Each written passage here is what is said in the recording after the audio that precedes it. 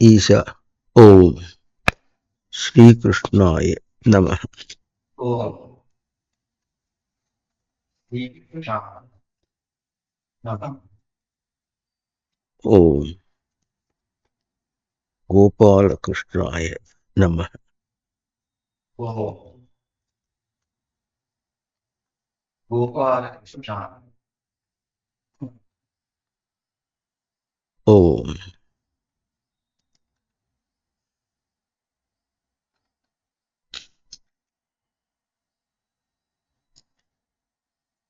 ఈశాయ నమః. ఓం ఈశాయ నమః. ఓం ఈశావాస్యమిదగం సర్వం ఓం ఈశావాస్యమిదగం సర్వం యత్కించ జగత్యాం జగత్ యత్కించ జగత్యాం జగత్ తేన త్యక్తేన భుంజీతాః తేన త్యక్తేన భుంజీతాః. తేన త్యక్తేన భుంజీతాః తేన త్యక్తేన భుంజీతాః. మా గృహ కస్యస్విధనం. మా కస్య సిద్ధనం. ఆ మంత్రం మనం చేసుకుంటున్నాం.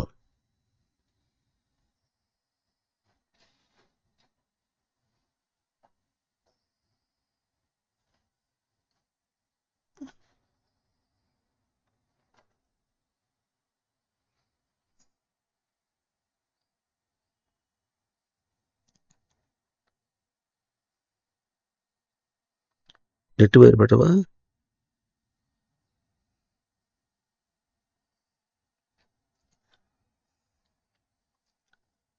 ఆ మంత్రాన్ని మననం చేసుకుంటున్నాం. క్రమంలో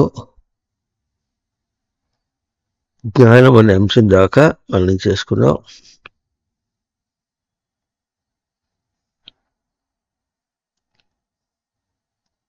జ్ఞానం అంటే ఉనికి స్మృతి ద్వారా స్ఫురణ అయ్యి స్ఫురణగా ఎరుకలో ఉంటుట. దీన్ని తుష్టం చేసుకున్నవాడు అయితే కూడా చేసుకొని ప్రవృత్తి పరంగా జ్ఞానం అంటే వాళ్ళ లెక్క ప్రకారం జ్ఞానం జ్ఞాపకం అని ఇంత వేసి మెమొరీ అని చెప్పుకున్నాం. మెమరీ ఉనికి యొక్క జ్ఞానంలాగా స్థిరంగా ఉండదు. అది మరపులోకి వెళుతుంది.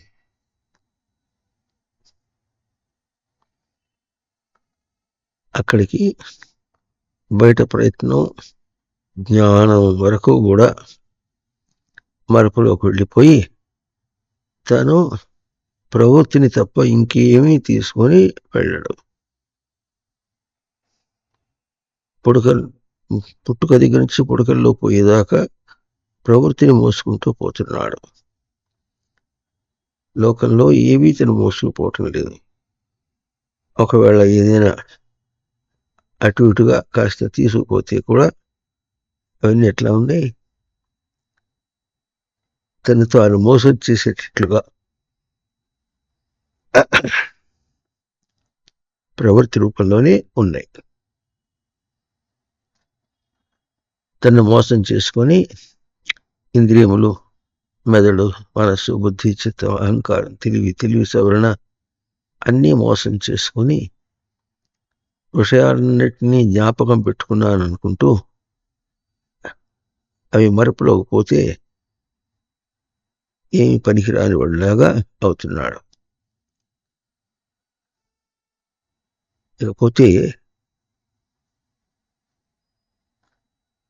తర్వాత అంశం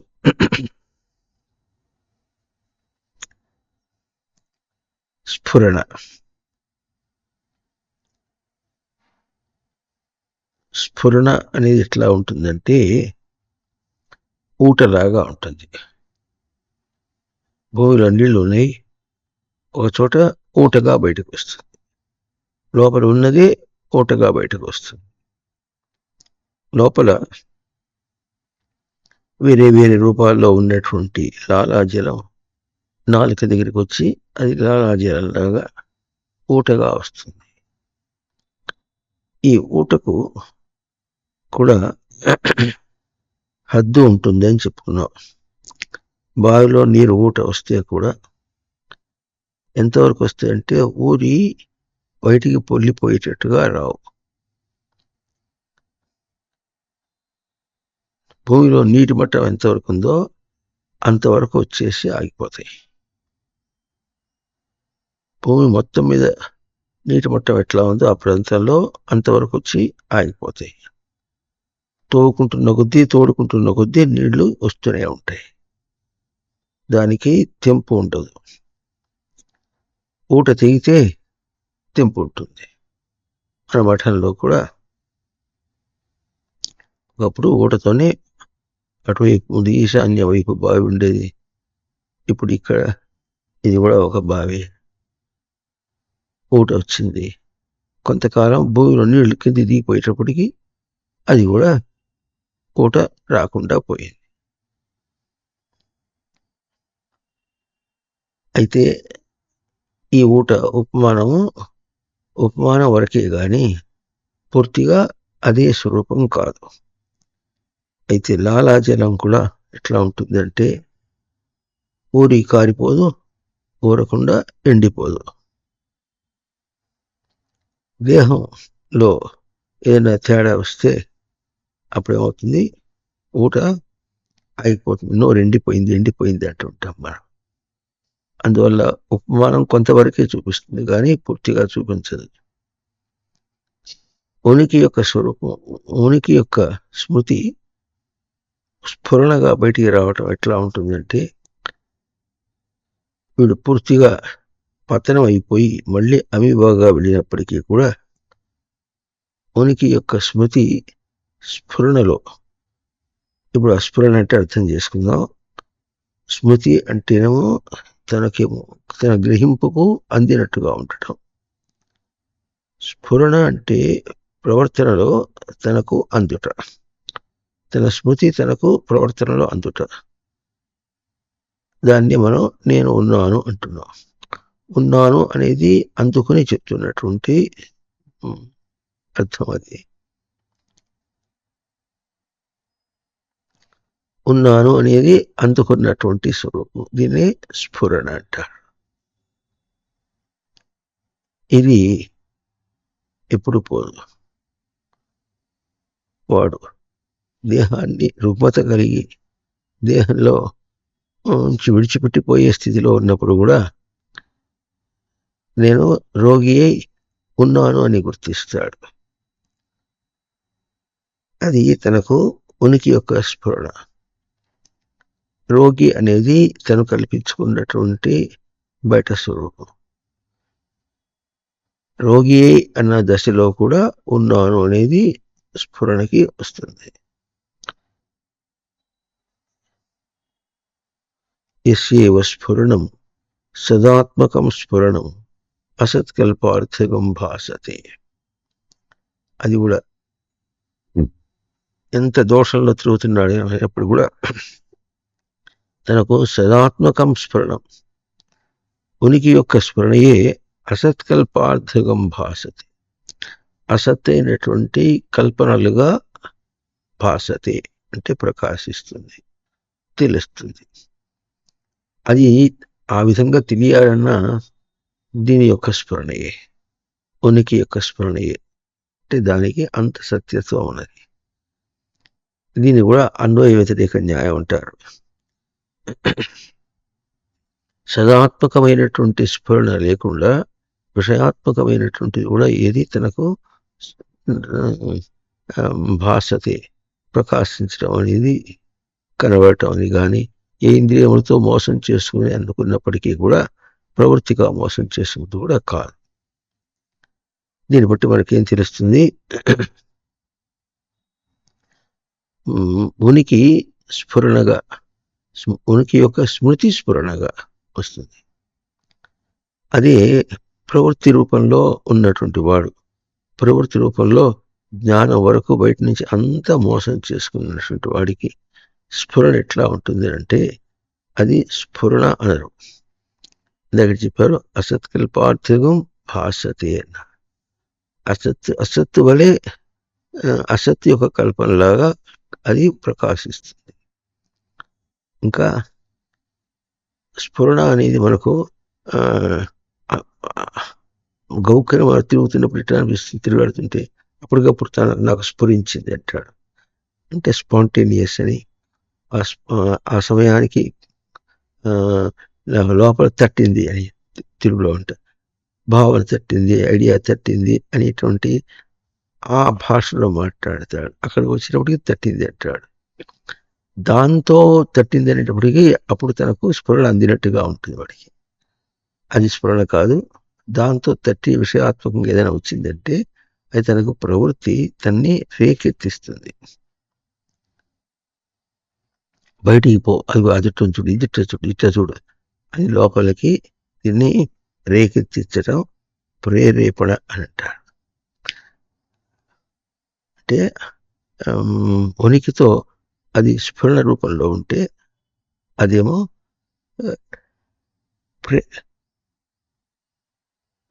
ప్రేరేపణ రూపంలో ఉంటుంది. అది దానిలో చాలా వాస్ట్ డిఫరెన్స్ అంటారు. చాలా విస్తృతమైనటువంటి, చాలా ఎక్కువగా తేడా. ఇట్లా ఒకదానికి ఒకటి వ్యతిరేకమైనటువంటి తేడా. ప్రేరేపణ అనేది బయటికి నెట్టేస్తుంది. స్ఫురణ అనేటటువంటి ఎట్లా వస్తుంది, ఏదైనా సరే తన వైపులోకి. ఈ స్ఫురణను కూడా శంకరాచార్య వారు దీనిలోనే ఇది దక్షిణామూర్తి స్తోత్రంలోనే ఒక చోట చూపిస్తారు. దాని యొక్క పవిత్రత ఎట్లా ఉంటుంది అంటే బాల్యాదిష్వపి జాగ్రత్తాదిషు తథా సర్వాసు అవస్థాస్వపి వ్యావృత్తాసు అనువర్తమానం అహమహం అహమహమితి అంతఃస్ఫురంతం సదా తదా స్వాత్మానం ప్రకటీకరోతి. భద్రయా ముద్రయా స్వాత్మానం ప్రకటీకరోతి. అంటే బాల్యం అనేది ఒక అవస్థ. శేషవ బాల్య బాల్యాదిష్వపి అంటే శేషవ బాల్య కౌమార ఇవన వార్ధక్యం. జాగ్రత్తాదిషు జాగ్రత్తావస్థ, స్వప్నావస్థ, సుషుప్తి అవస్థ, జాగ్రత్తాదిషు తథా సర్వాసు అవస్థాసు అన్ని అవస్థలలోనూ. అవస్థ అన్న పదాన్ని కూడా రక్షణాదౌ అని 19 పదములు 20 పదములు ఉన్నాయి. అన్ని పదములతో అర్థం చెప్పినప్పటికి కూడా మనకు ఇట్లా ప్రసిద్ధంగా అవస్థ అంటే అవస్థ పడిపోతున్నాడంటే బాధపడిపోతున్నాడు, కష్టపడిపోతున్నాడని. అవతిష్ఠతి అవస్థ, భద్రంగా ఉంటున్నాడు కనుక అవస్థ. మరి అది కష్టపడిపోతున్నాడనే భావన ఎందుకు వచ్చిందంటే వాడు భద్రంగా మొండిగా ఆ విషయాల్లోనే విషయ దృష్టిలోనే ఉంటున్నాడు కనుక అది అవస్థ. పదములన్నీ అటు పోయేటప్పటికీ దాని రంగంతా మారిపోతుంది. వ్యావృత్తాసు అవస్థాసు. వ్యావృత్తాసు అంటే తిరిగిపోతున్నాయి ఇవన్నీ కూడా. బాల్య శేషవ బాల్య కౌమారి జాగ్రత్త స్వప్న సుషుప్తి అవస్థ ఇంకా ఏమున్నాయి అవన్నీ కూడా వాటికి తిరిగిపోతున్నాయి అన్నమాట. ఆ వ్యావృత్తాసు అనువర్తమానం. అట్లా తిరిగిపోతున్న వాటిలో అనువర్తమానం, వాటితో సంబంధం లేకుండా వర్తమానం. వర్తమానం అంటే అప్పటికప్పుడు స్పష్టంగా తెలుస్తున్నటువంటిది ఏమిటంటే అహం అహం అహం ఇది అంతఃస్ఫురంతమని. అహం అనేది అంతఃస్ఫురంతం అన్నారు. అందుకని మనం అహంకారం చెప్పినప్పుడు కూడా అహం ఇది సతం కరోతి ఇది అహంకార అని చెప్పున్నాం. ఉనికిని నేను తెలుసుకోవటం అహంకారం. ఎట్లాగో అహం అన్నప్పుడు ఉనికి స్మృతి యొక్క స్ఫురణయే. దాన్ని వాడు దాన్ని అట చేసుకొని కాని దాన్ని నేను అనుకోవటం అన్న దానికి వచ్చేసింది వాడి ప్రవృత్తి ప్రేరణలో. అంత మాత్రం చేత ఈ అహం అనేటువంటిది ఎప్పుడు దుష్టం కాదు. అందువల్ల ఇప్పుడు ఇక్కడ బాగా అర్థం చేసుకుందాం. బాల్యం అంటే శేషవం అంటే మనకేం తెలుసును? అడ్డాల పాపడు. అడ్డాల పాపడు అంటే తెలుస్తుందా? పాపడు అడ్డాలవాడు. అడ్డాల పాపడు వాడు కూడా ఉన్నానని అనుకుంటున్నాడు.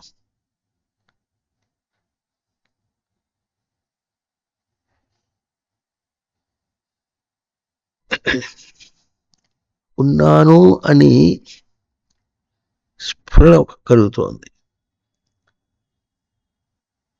ఇట్లాగైతే మూగ ప్రాణులు కూడా అట్లాగే స్ఫురణ కలుగుతుంటే అవి గుర్తించలేక దేహం మీదనే కొట్టుకుని పోతుంటాయి. ఎట్లాగో అజ్ఞానోపహతో బాల్యే, అజ్ఞానంలో కొట్టుకుంటున్నటువంటి వాడు పసివాడు కూడా తనను గుర్తించుకుంటున్నాడు. తనకు తన లోపల ఉన్నటువంటి స్ఫురణతోనే తాను అన్నీ చేస్తున్నాడు. వాడి చైతన్యం అదే అయినప్పటికీ వాడికి తెలియటంలే. వాడు ఏం చేస్తున్నాడు? శేషంలో పడుకున్నట్టే ఉంటాడు. లేచినట్టు లేవటానికి తనకు ఓపిక లేదు,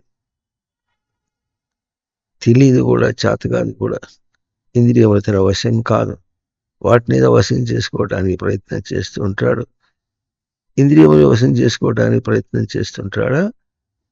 తను తాను గుర్తించుకుంటూ ఉంటే తన ఇంద్రియములు కూడా, తన దేహం కూడా తనకు ఎరుకలోకి వచ్చినట్టుగా, ఇట్లా నిన్ను నువ్వు గుర్తించడానికి నేను సహాయంగా వచ్చాను అని దేహం చెప్తుందా? అది ఎట్లా ఉంటుంది అంటే వాడు ప్రవృత్తిలో ఉన్నాడో నివృత్తిలో ఉన్నాడో దాన్ని బట్టి తెలుస్తుంది. పవిత్ర జన్మ ఇచ్చిన వాడికైతే వాడికి తెలుస్తూ ఉంటుంది దేహం తనకు సహకరిస్తుందని. తను తెలుసుకోవటం అనే మాట ముందు దేహాన్ని తనకు అవకాశం చేసుకుంటే అప్పుడు ఎంతో ప్రవర్తన చేయాలి. లోకం అంతా ఎట్లా ఉంటుంది? అంతా వికలమైంది, విపరీతమైనది. ఆ విపరీతంలో తాను ఎట్లా ఉంటాడో చూసుకోవటం కోసం చేసుకున్నాడు. అంత పని ఎందుకు చేయవలసి వచ్చింది? అంత కష్టపడవలసి వచ్చింది. ఎందుకంటే అది అజ్ఞానం.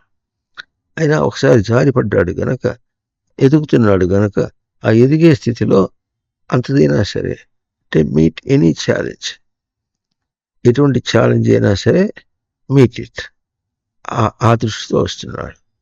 ఆ దృష్టితో ఉన్నాడు కనుకనే శరీరం కోసం వచ్చాడు. శరీరం తీసుకుని వచ్చాడు. అది గుర్తిస్తాడు అనుకుంటే అప్పుడు వాడిని శేషవావస్థ అన్నారు. శోతనూకరణే అని తన అటువంటి బుద్ధిని, అంటే అహం అనే స్వరూపాన్ని గుర్తించే బుద్ధిని, ఆ స్ఫురణను గుర్తించే బుద్ధిని వాడు పెంచుకుంటాడు. అందువల్ల దాన్ని పదును పెట్టుకుంటాడు. పదును పెట్టుకోవడం అంటే ఏమిటంటే కత్తి పదును పెట్టుకున్న కొద్దీ అవతల దాన్ని నరికేస్తుంది. ఎట్లాగో అట్లాగే తన గ్రహింపుని తాను అట్లా పదును పెట్టుకుంటాడంటే ఎంత స్పష్టంగా చేసుకుంటే బాగుంటుందో అంత స్పష్టంగా చేసుకుంటాడు. ఎందుకంటే ప్రాణులందరికీ నేను ఉన్నానని తెలుస్తున్నప్పటికీ ఇట్ ఈస్ హైలీ బ్లంట్ అంటే మొరటుగా, మొనబోయినట్టుగా ఉంది. కనుక వాడు ఆ మొనపెట్టుగా అది ఎక్కడ మొదలవ్వాలంటే శేషవావస్థలోనే మొదలు కావాలి. దేహం అంటూ ఎట్టా వచ్చాడో బయటకు వచ్చేటప్పటికి వాడి పని అదే కనుక బయటికి రావడంతోనే మొదలైపోతుంది. ఆ మొదలు వచ్చినప్పుడు మామూలుగా అమినోటిక్ యాసిడ్స్ అడ్డం వచ్చి వాడికి శ్వాస అందకుండా పోతే దాని కోసం ఏడ్చినట్టుగా ఉంటాడు. ఎందుకు? శ్వాస అందితే అప్పుడు దేహాన్ని తన ప్రక్రియలోకి పెడతాడు. అందువల్ల శ్వాస కోసం అని ఏం చేస్తాడు? అవస్థ పడతాడు. ఇట్లా లోకంలో మామూలుగా మనం చూసుకుంటూ పోతుంటే లౌకికంగా వేరే విధంగా మనకు తోచినట్టుగా ఉన్నప్పటికీ కూడా ఏం తెలుస్తుంది మనకు? అక్కడ అది ఆ తోచడం అనేది వేరేగా ఉంటుంది. అది లోకంలో ప్రేరణలాగా, విషయమునందు ప్రేరణలాగా ఉన్నప్పటికీ కూడా అది విషయమునందు ప్రేరణ కాదు. అక్కడ పోయి పరిశీలన చేసి నిజంగా చూసుకురాపో అన్నటువంటి స్ఫురణయే. స్ఫురణ యొక్క పవిత్రతకు లోకంలో ప్రేరణకు చాలా తేడా ఉంటుంది. అప్పుడు ఏం చేస్తాడు వాడు? స్ఫురణకే పదును పెట్టుకుంటాడు. తెలిసినా తెలియకపోయినా అది వాడి ప్రయత్నంలో ఉన్నటువంటి తేజస్సు అది. కానీ వాడు గుర్తించకుండా ఏం చేస్తాడంటే ఎవడు బయట జరుగుతూ ఉందని, ఏదైనా ఉంటే కొట్టి చూస్తే ఎట్లా ఉంటుందని, ఇట్లా అన్ని ఇంద్రియ చేష్టలను కదిలించుకొని ఎన్నో విధాలుగా కల్పించుకొని అవగాహన చేసుకోవడానికి ప్రయత్నం చేసినట్టుగా ఉంటుంది. దీన్ని మనం ఆట అని, అల్లరి అని ఇటువంటి చెప్పుకుంటుంటాం. ఓడబడతాడు, అవస్థపడతాడు, ఏడుస్తాడు, మళ్ళీ లేస్తాడు, పారాడతాడు, కూర్చుంటాడు, నడుస్తాడు, నడవటానికి కింద పడుతుంటాడు, తర్వాత నడవడం వచ్చిన తర్వాత ఆగడు, భూమి మీద కాలు ఆగదు, పరిగెత్తుతుంటాడు. ఎప్పుడు పరిగెత్తుంటాడు కానీ ఎప్పుడు ఆగడు. కనుక ఈ విధంగా మనిషి ఏమవుతాడు? తను తాను మోసం చేసుకుంటున్నట్టుగా ఉన్నటువంటి అవస్థల్లో కూడా అహం ఇది అంతఃస్ఫురంతం అన్నారు. శేషవము అన్నటువంటి దానికి ఒక అంతం ఉంటుంది. అంతః అంటే లోపల, కనుక అతి బంధనే ధాతు. శేషవం అనేటటువంటిది దేనికి బంధించింది? ఏతీనాశ్రయతనకు ఉనికి యొక్క దర్శనానికి బంధించింది. కనుక ఉనికి దర్శనానికి బంధించిన దానిలో స్ఫురంతం, అహమితి స్ఫురంతం.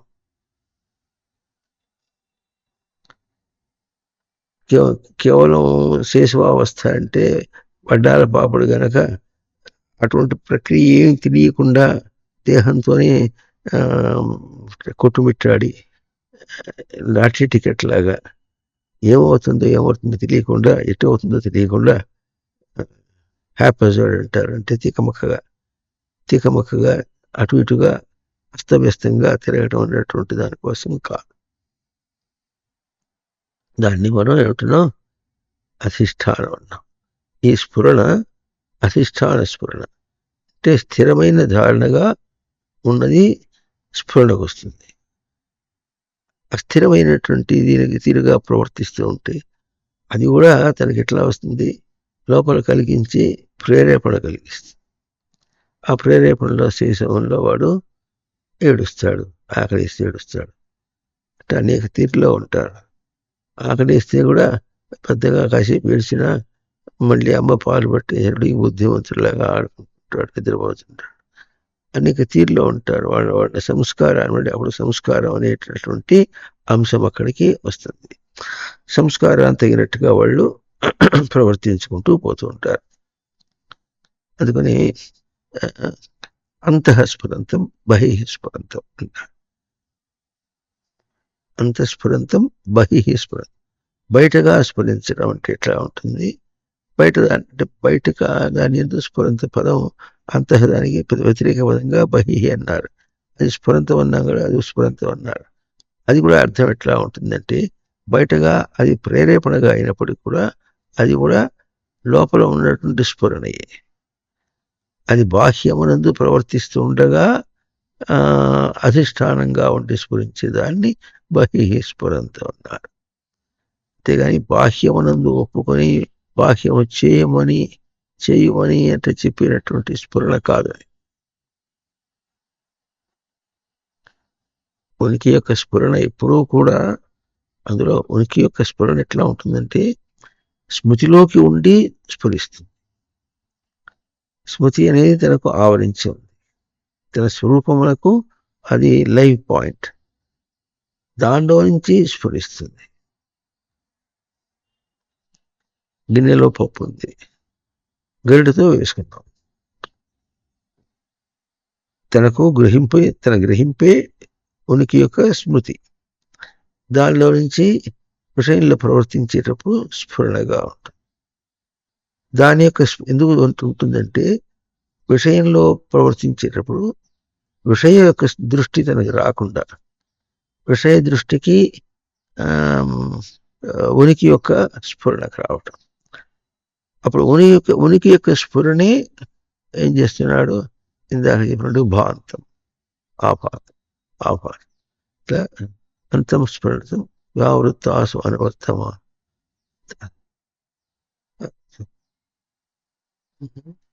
ఇందాక చెప్పాను అను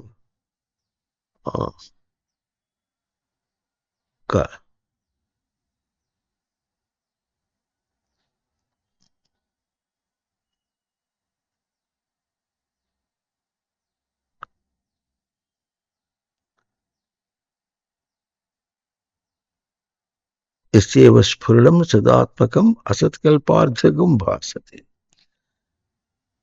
ఈ స్ఫురణ అసత్ వలె తోచుతుంది, తేడా ఇదే అదిగా తోచుతుంది. ఆ మాట ఇప్పుడు ఇక్కడ ఏమొస్తుంది? అందుకని అంతఃస్ఫురంతం, లోపల నుంచి స్ఫురిస్తున్నటువంటిది. బహిస్ఫురంతం అన్నప్పుడు కూడా బయటగా ఉన్నప్పుడు ఏమవుతుంది? అది బయట వేరే విధంగా ప్రకాశిస్తుంది, తెలుస్తుంది. ఎట్లా తెలుస్తుంది అంటే ఉనికిగా తెలియగా అదేమో బయట పదార్థంగా తెలుస్తుంది. బయట పదార్థంగా ఎట్లా తెలుస్తుందంటే తాను దాన్ని చూస్తున్నాడని, అది ఉన్నదట్లుగా చూస్తున్నట్లుగా తనకు తోస్తుంది. ఉన్నట్లుగా ఎప్పుడైతే తోచిందో అప్పుడు తను ఉనికి పోయింది. ఈ ఉనికి పోయింది, అది ఉన్నట్లు అనుకుంటున్నాడు. ఇది అప్పుడు ఏమవుతుంది? అక్కడ అది ఉన్నట్లు అనుకోవటంలో కూడా బహిస్ఫురంతం, అది ఒకటి. ఉండటం అన్నటువంటి ఉన్నట్లుగా అనుకునేదేమో మళ్ళీ ఈ స్ఫురణయే, కానీ బహిస్ఫురణం బయదాంతో బయట దాంతో పోవచ్చు. అంటే ఇప్పుడు దాన్ని మనం వేరే విధంగా చెప్పుకుంటాం, ఈ ఉనికినే అక్కడ అరువు ఇచ్చి అన్నాం. ఉనికి అరువు ఇచ్చి చేస్తున్నాడు. అందరూ ఈ విధంగా అర్థం చేసుకోవడం మనకు కుదరకపోతే చాలా ఇబ్బంది కలుగుతుంది. అందువల్ల సరిగా అర్థం చేసుకోవాలి. వాడు పుట్టిన దాదిగా అంటే శేషవావస్థ దగ్గర నుంచి కూడా వాడు ఈ విధంగా అంతఃస్ఫురంతమైనటువంటి అధిష్టాన స్ఫురణం దానికి ఉంది ఒకటి. దాన్ని ఎంతవరకు గుర్తిస్తాడో అది తన సంస్కారంగా గుర్తించిన దాన్ని బహిస్ఫురంతం, బయటది ఏదైనా ఉన్నది అనుకున్నప్పుడు కూడా అక్కడ అది ఉన్నది అన్నారంటే అది వేరు ఉన్నది వేరు అనేది ఇది తనకు స్ఫురణగా కలుగుతుంది. అట్లా అనుకున్నప్పటికీ కూడా వీడేం చేస్తున్నాడు? అది ఉన్నది అనేటటువంటిది తనకు కల్పనగా అనుకొని దానికి బయట ప్రేరేపణగా తీసుకుంటాడు.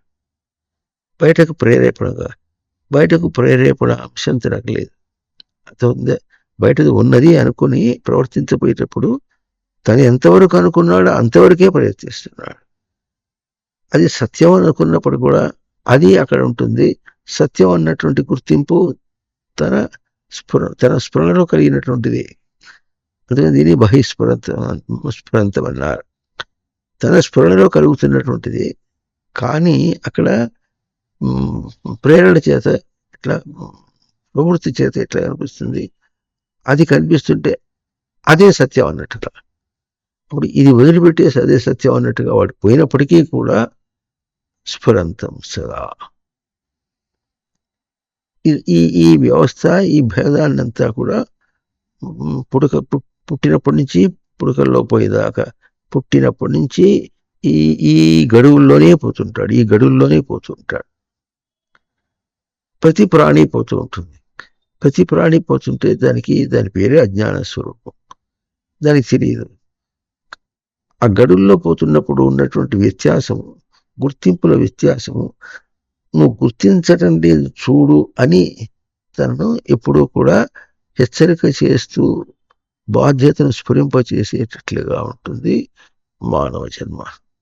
ఎందుకంటే మనుషుడికి మనస్సుతో మనుగడ ఉంది. మనుగడ అంటే మన జ్ఞాని ఎరుక, అది మనుగడ అని తెలుగు పదం. ఉండుట అన్నటువంటి స్థితి మనిషి మనస్సుతోనే ఉంటుంది. ఈ మనస్సు అనేటటువంటిది మిగతా వాటికి ఉన్నదే అంటే ఇది ఆ పదం పట్టుకుని వెళ్ళకూడదు. మన జ్ఞాని అన్నప్పుడు గ్రహింపు ఉనికితో ఉనికి ఎందు ఎరుకతో ప్రవర్తించడం అనేటటువంటిది.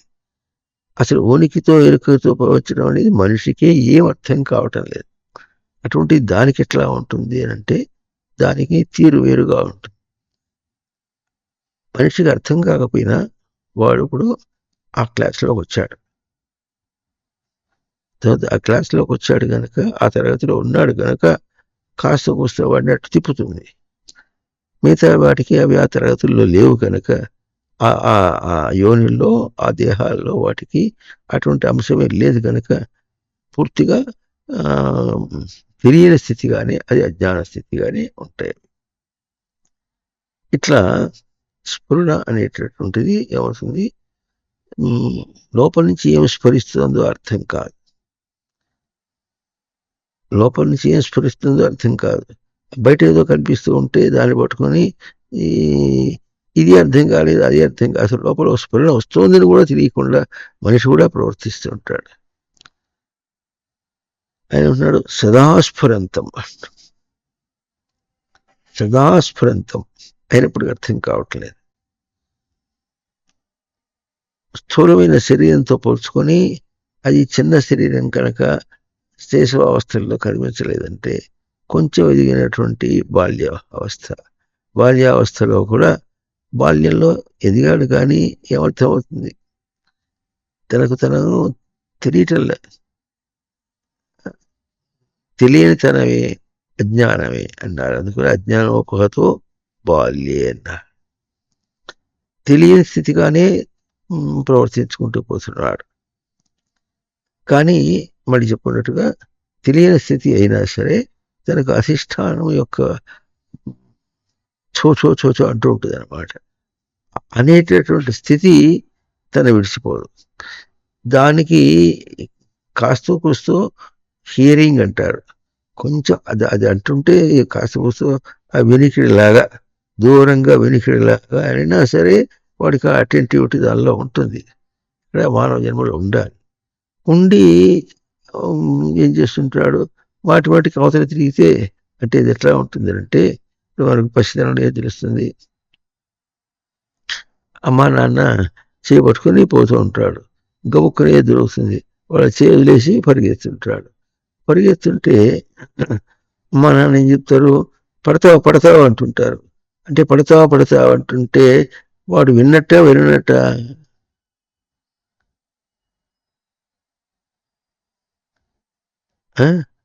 వింటాడు, వింటుంటాడు. అంటే విన్నట్టు కాలం ఎందుకంటే దాన్ని వాడు ధారణ చేయడు, దాన్ని వాడి గోళ్ళ వాడు ఉంటాడు, వాడి ఆటకాయితనంలో వాడు ఉంటాడు. అది ఆ తేడా. ఆ తర్వాత కింద పడితే ఏడుస్తాడు. నేను చెప్పానా పడతామని చెప్పానా అని అంటే ఆగి అమ్మ వైపు చూసేవాడు కొంతమంది ఉంటాడు.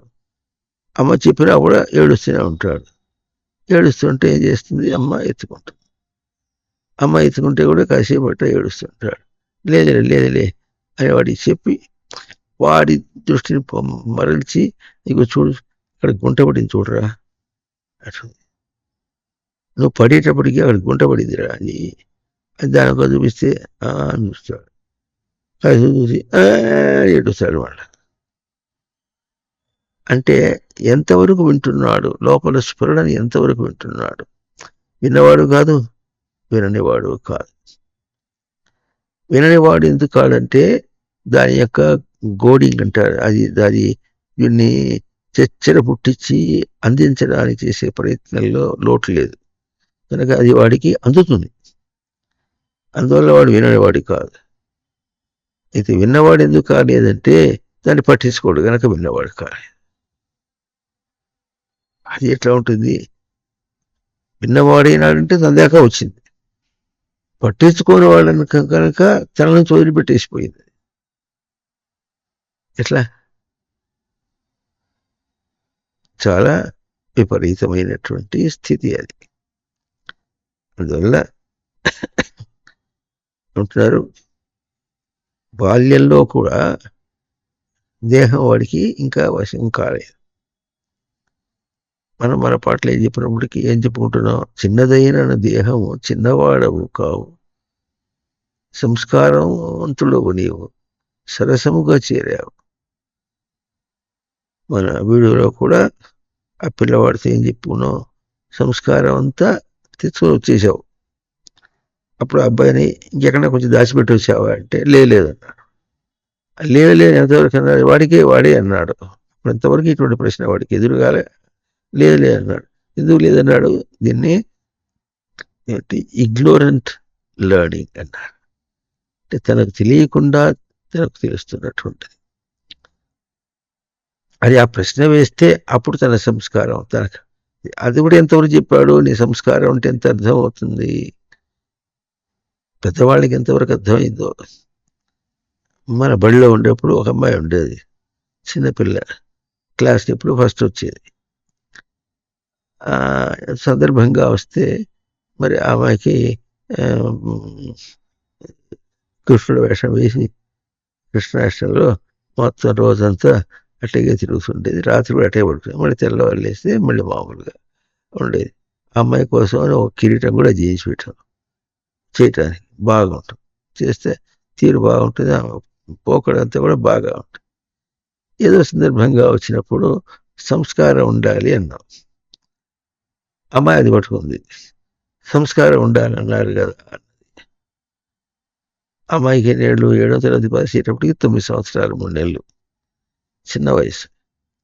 అప్పటికీ కూడా సంస్కారం ఉండాలన్నారు కదా అంటే ఆ మాట తెలుస్తోంది. కానీ సంస్కారం ఉండాలన్నారు కదా అనే మాట తెలిసినప్పటికీ సంస్కారాన్ని ఉంచుకుందాం అనేటువంటి జిజ్ఞాస ఇంకా పిల్లలు రాలేదు. అట్లా మనుష్యుల పోకడ అట్లాగే ఉంటుంది. అది అందులో ఏమంటున్నారు? ఇప్పుడు వ్యావృత్తాసు అనువర్తమానం, శేషం నుంచి వ్యావృత్తమైపోయి మారిపోయి బాల్యం వచ్చినప్పటికీ కూడా దేహం అయితే కొంచెం ఎదిగింది కానీ సరిపోలే. అయితే ఇప్పుడు దేహం మీద ఆధారం పెట్టి సరిపోలేదా అంటే, ఆ దేహంలో ఆ అవస్థలో అందరికీ తెలియదా అంటే తెలియకూడదని ఏం లేదు. అది ఒక విశేషం. అందుకని చిన్నదైన దేహము చిన్నవాడవు కాదు, చిద్రూపము చెక్కి చింతించు శిల్పుడవు నీవు అని చెప్పుకున్నాం. చిద్రూపాన్ని చెక్కడం అంటే కూడా ఆ వీడియోలో చూపించా. ఎట్లా ఉంటుందంటే వాటికి నేనున్నా అన్నప్పుడు ఏం చేస్తుంటారో అక్కడ వేరే దాన్ని ఒలిచి అవతల వారేసినట్టు, చిక్కి అవతల వారేసినట్టు తనకు తెలుస్తుంది నేను ఉన్నా అన్నప్పుడు. ఆ మాట అంటున్నాడు, మాటతో పాటుగా దాన్ని గుర్తిస్తున్నాడు. కుక్కలు, పుళ్ళు, సింహాలు ఆ మాట అనలేవు, అటువంటి స్ఫురణను కూడా బయటికి తీసుకురాలేవు అనమాట. అది చిద్రూపం చెక్కడం ఉంటుంది. అయితే చెక్కడంలో సరిగా రాలే, సోఫిస్టికేట్ కన్ను చోట చేసేటట్టు ఉంటుంది. అసలు ఇదంతా చెప్పుకుంటూ వస్తారు. ఇదంతా ఎంత ఉండాలి? నున్నగా ఉండాలి. మామూలుగా చెక్కితే ఎట్లా ఉంటుంది? కొంచెం గరుగ్గా ఉంటుంది. ఆ గరుగ్గా ఉన్నదిగా కాకుండా నున్నగా రావాలంటే ఎడ చేయాలి? ఇంకా ఆ ఉలితో ఇంకా బాగా చెక్కడం అని తెలియాలన్నమాట. అంటే సోఫిస్టికేటెడ్ అప్రోచ్, టచ్ అంటారు. అంటే సూక్ష్మమైనటువంటిది అటువంటి ప్రయత్నం చేస్తే కానీ అది రాదు.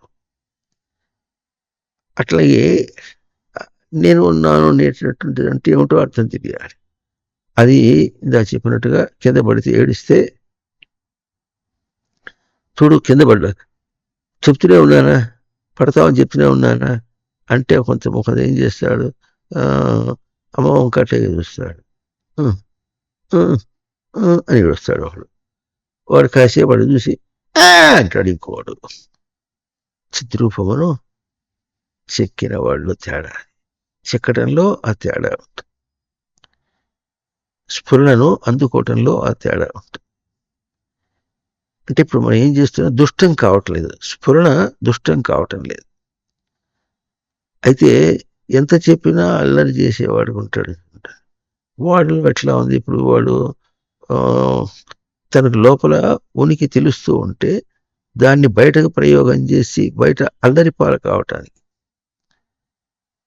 పరిగెత్తేటట్టుగా పరిగెత్తితే కనిపిస్తుంది.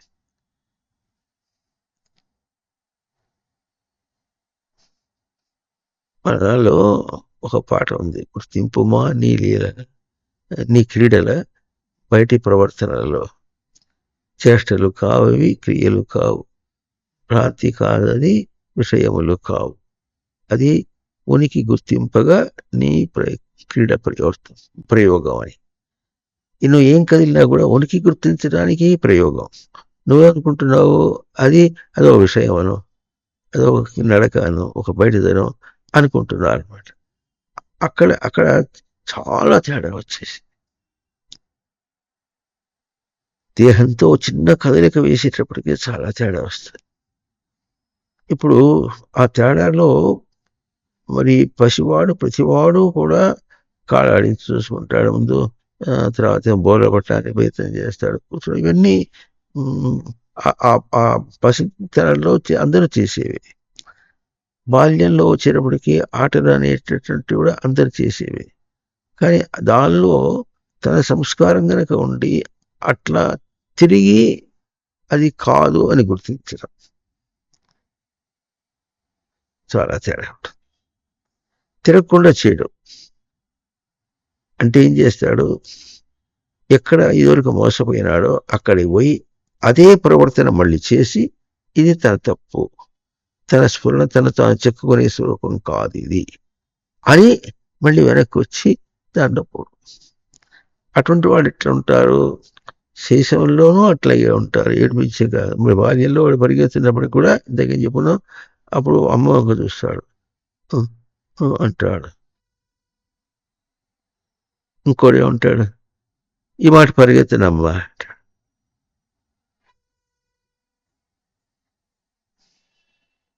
అంత మాట వాడు అన్నారంటే ఇన్ని జన్మల సంస్కారము అది. అక్కడ కనిపిస్తే మనకు అంతఃస్ఫురంతం ఎట్లా ఉంటుందో అది బయట కూడా అదే స్ఫురిస్తుంది. అదే స్ఫురించినప్పటికీ కూడా దాన్ని కేవలం బయట స్వరూపంగా అదొక ఆటగా తనకు గుర్తించడానికి, తను ఎదగటానికి, తను పరివర్తన కోసం అని ఉన్నది అన్నటువంటి గుర్తింపు రాకుండా తిరిగేవాళ్ళు చాలా మంది ఉంటారు. అది కాస్తో కూస్తూ వచ్చేట్టుగా ఉంటుంది. అదే కౌమారం దగ్గరికి వచ్చేటప్పటికి ఏం చేస్తారు, వాడిని బడిలో వేస్తే చదువు అనేది ఉంటుంది. ఆ చదువులో కూడా ఎట్లా ఉంటుంది, చదివినప్పుడు చదువుకునే అందరిలో కూడా కుదురుగా చదువుకోవాలి, చదువుకుని మార్కులు తెచ్చుకోవాలి, బుద్ధిమంతుడుగా ఉండాలి, లౌకికంగానే బుద్ధిమంతుడుగా ఉండాలి అనేటటువంటిది అది లోక పదం వాడతారు. ఇంగిత జ్ఞానం అంటారు. ఇంగిత జ్ఞానం అంటే అభిప్రాయ జ్ఞానం. దానికి అభిప్రాయం వస్తుంది. బడిలో వేసేప్పుడు అభిప్రాయం, వాడు చెప్పేది తెలుసుకోవాలి, వినాలి, తెలుసుకోవాలి అన్నటువంటి అభిప్రాయం అది తక్కువగా ఉంటుంది కొంతమందికి. ఆటకాయతనం అక్కడ ఉంటుంది బాగా. ఇంటికి వస్తే కూడా అట్లాగే ఉంటుంది. ఎదిగిన కొద్దీ ఊరికేనే అమ్మను ఇబ్బంది పెట్టడమే, ఇక్కడ సతాయించడం ఉంటారు. అమ్మని ఇబ్బంది పెట్టడం, నాన్నని ఇబ్బంది పెట్టడమే తప్ప ఆటలకి పోతే అదే పోతాయి. చదువుకోవాలని ఉండదు వాడికి. వచ్చేదో కొంతమంది ఏం చేస్తారు, ఆ కబుర్లు చెప్పుకుంటూ చేస్తాడు, కానీ పుస్తకం తీసి చదువుకుందామని ఉండదు వాడికి. అనేటువంటి తేడా లోపల ఎట్లా ఉంటుందో అక్కడ ఆ తేడా యొక్క స్వరూపాన్ని చెప్తున్నారు. అంతఃస్ఫురంతం బహిస్ఫురంతం కూడా, బయట కూడా అదే స్ఫురిస్తుంది. ఆ స్ఫురిస్తున్న దాన్ని పక్కగా నెట్టుకుంటూ పోతున్నాడు, బలవంతంగా పక్కగా నెట్టుకుంటూ పోతుంటాడు. అది ప్రేరణ. వాడు బట్ నెట్టుకుంటూ పోతుంటాడు. మరి చందమామలో పాట చేసినట్టుగా రాముడేమో ఎట్లా బుద్ధిగా తెల్లవారుజామున లేస్తాడు, సరిగ్గా చదువుకుంటాడు, అంత పుస్తకాల దగ్గర సరిగ్గా పెట్టుకుంటాడు అని ఎట్లా మంచిగా చెప్తారు. సోముడు ఉన్నాడంటే వాడు రాత్రి పడుకున్నాడంటే 9ంటికి లేస్తాడు, 10ంటికి పడి అప్పుడు వస్తాడు, రాత్రి పడతాడు, ఇది చేస్తుంటాడు.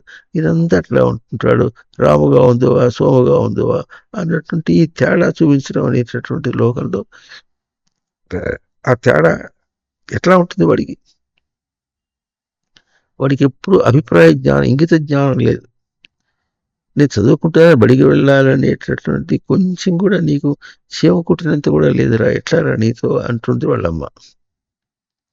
చీమ కుట్టినట్టుగా లేదంటే చీమ కుడితే కుట్టిందని తెలుస్తుంది కదా, అంత దెబ్బతింటున్నప్పుడు కూడా దెబ్బతింటున్నట్టు తెలియటం లేదు, ఎట్లారా నీతో అని అట్లా ఎగుడు దిగుడుగా ఉంటే వాళ్ళతో ఎట్లా ఉంటుంది. అట్లా ఎందుకు వస్తుందో వాడి సంగతి తెలీదో. ఆ తర్వాత అటువంటి వాడి నాకెందుకు పుట్టాడు. పొద్దున ఒక ఆయన వచ్చాడు, కొత్త ఆయన. ఆయన ఏమంటాడు, ఆయనకి 2 కొడుకులట. ఆయన ముసలాయన. కొడుకుల్లో ఒక కొడుకు ఉద్యోగం చేసుకుంటున్నాడు. ఆ అబ్బాయి ఎక్కడ ఉంటే అక్కడికి పోతాడట. ఇంకో కొడుకు ఉన్నట్ట, వాడు పిచ్చిపోవాలి. వాడు అట్లా ఎందుకు పుడతాడు నీకు? ఆ మాట యవ్వనంలో వాళ్ళకి అర్థం కాదు. కౌమారంలో చదువుకోవటం అర్థమవుతుంది, చదువుకోవటం అభిప్రాయం. బడిలోకి వెళ్ళేటప్పటికి తను చదువుకోవాలి అనేటటువంటిది దీని సంస్కార ప్రభావం చేత తెలుస్తుందని అనుకుంటాం. సంస్కారం అంటే ఏమిటి? తిరిగి తిరిగి తన బహిస్ఫురణమైనటువంటి దాన్నినా గుర్తించాలి. తిరిగి బయటికి విషయంలో తెలుస్తున్నప్పటికైనా సరే, లోకంలో బడిలో వచ్చినప్పుడు ఎట్టుంటారు, పక్క వాళ్ళందరినీ చూసుకొని కనీసం వాడు చూడ ఎటు చదువుకుంటున్నాడు, నువ్వు ఎందుకు చదువుకోరా అని అంటాడు. ఎవరికోసారి ఏం చెప్పుకున్నాం, ఇద్దరు కంబైన్డ్ స్టడీ చేస్తుంటారు, కలిసి చదువుకుంటుంటారు, స్నేహం బాగా ఉంది. ఏదైనా స్నేహం చేస్తే 6 నెలలు సహవాసం చేస్తే వాడు వీడవుతాడని ఓ సామెత ఒకటి ఉంది.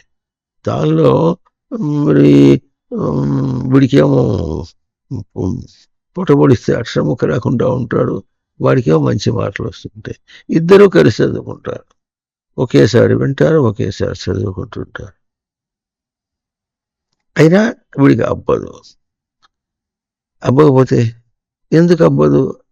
అభిప్రాయ జ్ఞానం. దీని అభిప్రాయ జ్ఞానం అంటారు, లేక సంస్కారం యొక్క ఎరుక. సంస్కారం తనకు స్ఫురణకు రావాలి. తన సంస్కారం యొక్క స్ఫురణకు వస్తే అప్పుడు ఉనికి యొక్క స్ఫురణ వస్తుంది. సంస్కారం యొక్క స్ఫురణ వస్తే తనకు తనలో ఉన్నటువంటి దోషకులు తనకు తెలుస్తాయి. ఉనికి యొక్క స్ఫురణ కలిగితే అప్పుడు దానికి సవరణ తెలుస్తుంది. ఎందుకు? ఉనికి ఎప్పుడు కూడా ప్రమాణం. సంస్కారం ఎట్లా ఉంటుంది? రెచ్చిపోయేటటువంటి స్థితి. తను రెచ్చిపోయి అస్తవ్యస్తంగా ఉండేటటువంటి స్వరూపము అవునో కాదో తెలుస్తుంది. దాన్ని మనం చెప్పుకున్నట్టుగా తప్పు చేశాడు, తప్పు చేసిన తర్వాత తప్పు చేశానని వాడికి తెలిసింది. ఇది సంస్కారంలో ఉన్నటువంటి విశేషం. కానీ అది తనకు స్వరూపమే కాదు అనేటటువంటిది బహిఃస్ఫురం. ఈ తేడాను గుర్తించడం కూడా తనకు బహిఃస్ఫురణమే. అది సంస్కారంతో తేడా కావచ్చును. ఆ సంస్కారానికి తీవ్రతనిచ్చేది బహిఃస్ఫురం ఉంటుంది.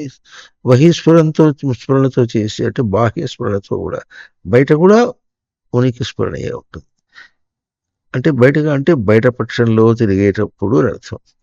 అంతఃస్ఫురం అంటే బయటపక్షంగా కాకుండా లోపలగా తను కొంత ఆలోచన చేసి విచారణ చేసి చూసుకునేటప్పుడు కలిగేటటువంటిది అంతఃస్ఫురణం అని. కనుక ఈ విధంగా శిశవావస్థలో, బాల్యావస్థలో, ఈ కౌమారావస్థలో చదువుకునేటప్పుడు ఎట్లా ఉంటుంది. అక్కడ కూడా కొంతమంది బాగా ఆటలకు పోతారు, కొంతమంది పోతాడు కానీ పోకుండా ఉండడు, కానీ ఎక్కువగా వాడికి ఉండదు. ఆ టైంకి రావటం రావచ్చు వాడి కాళ్ళు చేతులు కడుక్కోవటం, కాసిన మంచిలో తాగంటే తాగటం వాళ్ళ మధ్య నేర్పిస్తుంది. మంచిలో తాగారంటే మంచిలో తాగేస్తాడు, పోయి చదువుకుంటూ కూర్చుంటాడు. మళ్ళీ అన్నాన్ని పిలిచేదాకా కూర్చుంటాడు. వీడు ఆటలకు పోయి 6 గంటలకి వచ్చి చదువుకోకుండా 6, 7, 7:30 దాకా వస్తాడు. వచ్చి కాళ్ళు కొడుకుని అమ్మ అన్నం పెట్టమంటాడు. అన్నం తిన్న తర్వాత పడుకుని తిరిగిపోతాడు. ఆ తేడా ఎక్కడ ఉంటుంది? తన దగ్గరే. అది ఏం తేడా చెప్పుకుంటున్నావు, ఎట్లా ఉంటుంది అంటే అంతఃస్ఫురణమే, తర్వాత బయట కూడా ఉనికి యొక్క స్ఫురణ కనిపిస్తుంది. ఆ ఉనికి యొక్క స్ఫురణ కూడా తెలుసుకోకుండా దాన్ని ఆ స్ఫురణతోనే బయటకు ప్రేరణగా తీసుకొని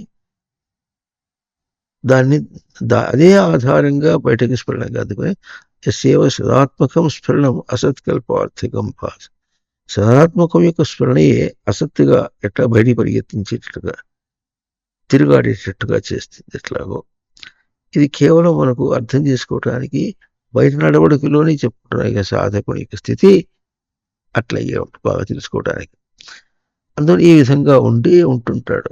కౌమారం పోయిన తర్వాత కౌమారం అంటే కుత్సితం మారయ్యేది ఇది కౌమారం. కుత్సితమును కుళ్ళునంతా కూడా నాశనం చేయాలి. వాడు అట్లా లేడు. అది కూడా సంస్కార భేదం అన్నమాట. కనుక అది ఎట్లా వస్తుంది? పక్క వాళ్ళని చూసి నేర్చుకోవటం అనేది లోకంలో చెప్పేమాట. వాళ్ళని చూసి నేర్చుకోరా అంటాడు. పెద్ద అయిన తర్వాత మళ్ళీ స్నేహితులుగానే ఉంటారు. ఒకడేమో చెప్పులు కుట్టేవాడిగా ఉంటుంటాడు, ఇంకోడేమో చెప్పుల కంపెనీ మేనేజర్గా ఉంటాడు. ఎట్లా ఉంటారు? ఒకడేమో దొంగగా తిరుగుతుంటాడు చివరికి, ఇంకోడేమో పోలీస్ ఆఫీసర్గా ఉంటుంటాడు. ఎప్పుడో హైదరాబాద్ పెద్ద దగ్గర కలుసుకుంటాడు.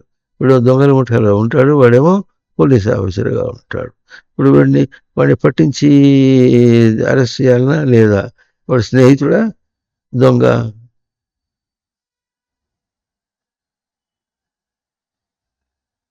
అర్థమవుతుందా? వాడు స్నేహితుడా దొంగ? కనుక ఈ విధంగా ఎట్లా ఉంటుంది వ్యవస్థ అంతా కూడా ఎట్లెట్లాగో ఉంటుంది. ఆ తర్వాత వ్యావృత్తాసు అనువర్తమానం అన్నప్పుడు మారటం అనేది శేషం బాల్యంగా మారింది అని గౌకని చెప్పేశాం మనం. కానీ శేషం ఎట్లా మారుతుంది? క్రమంగా బాల్యానికి వస్తుంది. అదంతా మార్పుడే. బాల్యం క్రమంగా కౌమారానికి వెళుతుంది. ఇదంతా కూడా అంటే నథింగ్ ఈజ్ ఓవర్ నైట్. అప్పటికప్పుడు రాత్రిగా ఇప్పుడు బాల్యంలో ఉన్నవాడు గబుక్కన కౌమారం అయిపోవడం అని కావట్లేదు. వయస్సు పెరుగుతూ ఉంటుంటే వాడు కౌమార దశలో కూడా ఇంకా పెరుగుతూ పోతున్నాడు. ప్రతిదానికి కూడా మొదలు మధ్య చివర ఉంటుంది. కౌమార దశలో కొంచెం అనుభవించుకుంటూ చేసుకుంటూ తర్వాత ఇప్పుడు యవ్వనం వస్తుంది. దాంతోపాటుగా లోకంలో ఎట్లా ఉంది? కౌమార దశలో హై స్కూల్లో అయితే యవ్వనావస్థ వచ్చేటప్పటికి కాలేజీ. బయట అందరూ ఎట్లా కొట్టుకుంటుంటారో వాళ్ళ దృష్టి ఎట్లా పడుతుంది అంటే అందరు ఎట్లా తిరుగుతుంటారో, ఎంత చలాకీగా తిరుగుతుంటే ఆ చలాకీగా తిరగడం అనేది వీడికి సంతోషం. పసిపిల్లలు చూడండి, ఆడుకుంటూ ఎవరైనా బాగా ఆడినట్టే నవ్వుతాడు వాడు. వీడికి బాగా ఆకర్షణగా ఉంటుంది. కొంతమంది అటువైపు పోరు. అల్లరిగా తిరిగే వాళ్ళు ఎవరైనా ఉంటే వాడు తిరుగుతుంటే వీడికి బాగా ఉంటుంది. అట్లా కొంతమంది పసితనంలో తెలిసిపోతుంది, అది మనది కాదులే, మన రంగం కాదులే అని వాడు వెనక్కిగా ఉంటాడు ఒకడు. ఆ తేడా ఎక్కడ ఉంటుంది? బహిస్ఫురణ ఒకటి, దానికి విషయ ప్రేరణ ఒకటి. దాన్ని మనకు సంస్కారం అంటున్నాం. కనుక సదా జరుగుతూ ఉంటుంది. యవ్వనం దగ్గర వచ్చేటప్పటికి ఇక దేహంలో మార్పు వచ్చేటప్పటికి దాన్ని కూడా తప్పుగా అంచనా వేసుకుని, ఇది కూడా తప్పుగా అంచనా వేసుకోవడం వేరు. యవ్వనం వచ్చేటప్పటికి కొంతమందికి బాధ్యత తెలుస్తుంది. పిల్లల్లో చాలా బాధ్యత తెలుస్తుంది వాళ్ళకి. ఆడపిల్లల్లో కూడా ఉంటుంది, పెద్దవాళ్ళలో మగ పిల్లల్లో కూడా ఉంటుంది. ఇంట్లో ఇప్పుడంటే అంత ఒకటే ఉన్నారు కనుక వెనక రోజుల్లో 3-4 పిల్లలు ఉన్నప్పటికీ కూడా వాళ్ళందరి బాధ్యత తల్లిదండ్రులు ఉండగా కూడా వాడని ఏదో చేయాలని బాధ్యత తను తీసుకుంటాడు. ఆ తీసుకునేటప్పటికీ వాళ్ళు తేడా ఎట్లా ఉంటుందంటే లోపల స్ఫురణ కాకుండా బయటగా ఉనికి స్ఫురణ కలుగుతున్నది. దాని యందు వాడు దాన్ని ప్రేరణగా తీసుకోకుండా, విషయ ప్రేరణగా తీసుకోకుండా ఉంటాడు. బయటకు స్ఫురణ కలుగుతుంది, బయట ప్రవర్తిస్తున్నాడు. కేవలం లోపల అంత ఆధ్యాత్మిక జ్ఞానంతో కాదు, బయట ప్రవర్తిస్తున్నాడు. అయినప్పటికీ కూడా దాన్ని విషయమందు ప్రేరణగా ఈ చర్చలు అంటే చంచలంగా పరిగెత్తేటట్టుగా తను ఉండడం అనేటటువంటిది కాకుండా ఉంటాడు ఒకడు. ఇవన్నీ కూడా ఎటు తిరిగినప్పుడు కూడా అది అంతఃస్ఫురంతం. ఆ తేడా కూడా అంతఃస్ఫురంతమునకు బహిఃస్ఫురంతమునకు కూడా తేడా ఎట్లా ఉంటుందంటే అంతఃస్ఫురంతం అనేటటువంటిది ఎంత స్పష్టంగా గ్రహిస్తాడో అంత స్పష్టంగా బహిఃస్ఫురంతం. బయట బాధ్యతతో తిరుగుతాడు, బయట చపలంగా తిరగడు, బయట చలాకీతనం గొప్ప అనుకోడు. ఏదైనా అప్పుడప్పుడు తిరుగుతుంటాడు వయసు ప్రకారం. ఇంకా సంస్కారం పూర్తి కాకపోతే ఒకటి రెండు చేసినప్పుడు కూడా బేసికల్గా వాడి దృష్టి ఎట్లా ఉంటుంది, బయట దాని స్వరూపంగా కాదు. సదా అంతఃస్ఫురంతం అన్నారు. ఆ సదా శబ్దానికి ఎప్పుడు అన్న పదానికి ఎట్లా ఉంటుంది, ఎటువంటి స్థితిలో అయినా సరే అని.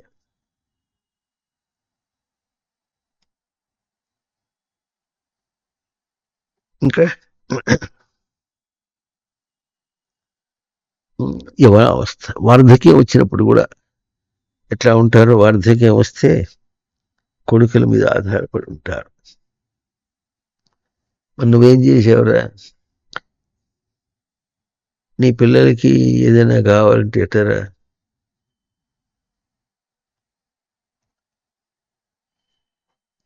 కూతుర్ని కనేశాడు, ఆ అమ్మాయికి పెళ్లి చేయాలి లౌకికంగానే, డబ్బులు కావద్దు, ఏం లేదు. ఆ అమ్మాయి కంటే గాలికి వీలు పెడితే తనేం చేయాలి, తనే సంపాదించుకుని పెళ్లి చేసుకోవాలి. దీన్ని బాధ్యత రహితం అంటారు. కనుక ఇప్పుడు మనం బహిస్ఫురంతంలో బాధ్యతగా ప్రవర్తించేటటువంటి వాడు. ఆ బాధ్యత అనేది మనం విషయాత్మకంగా కనిపించినప్పుడు కూడా తనకు తన స్థానమునందు కుదురుగా నిలుపుకోవటం అనేటటువంటి బాధ్యత.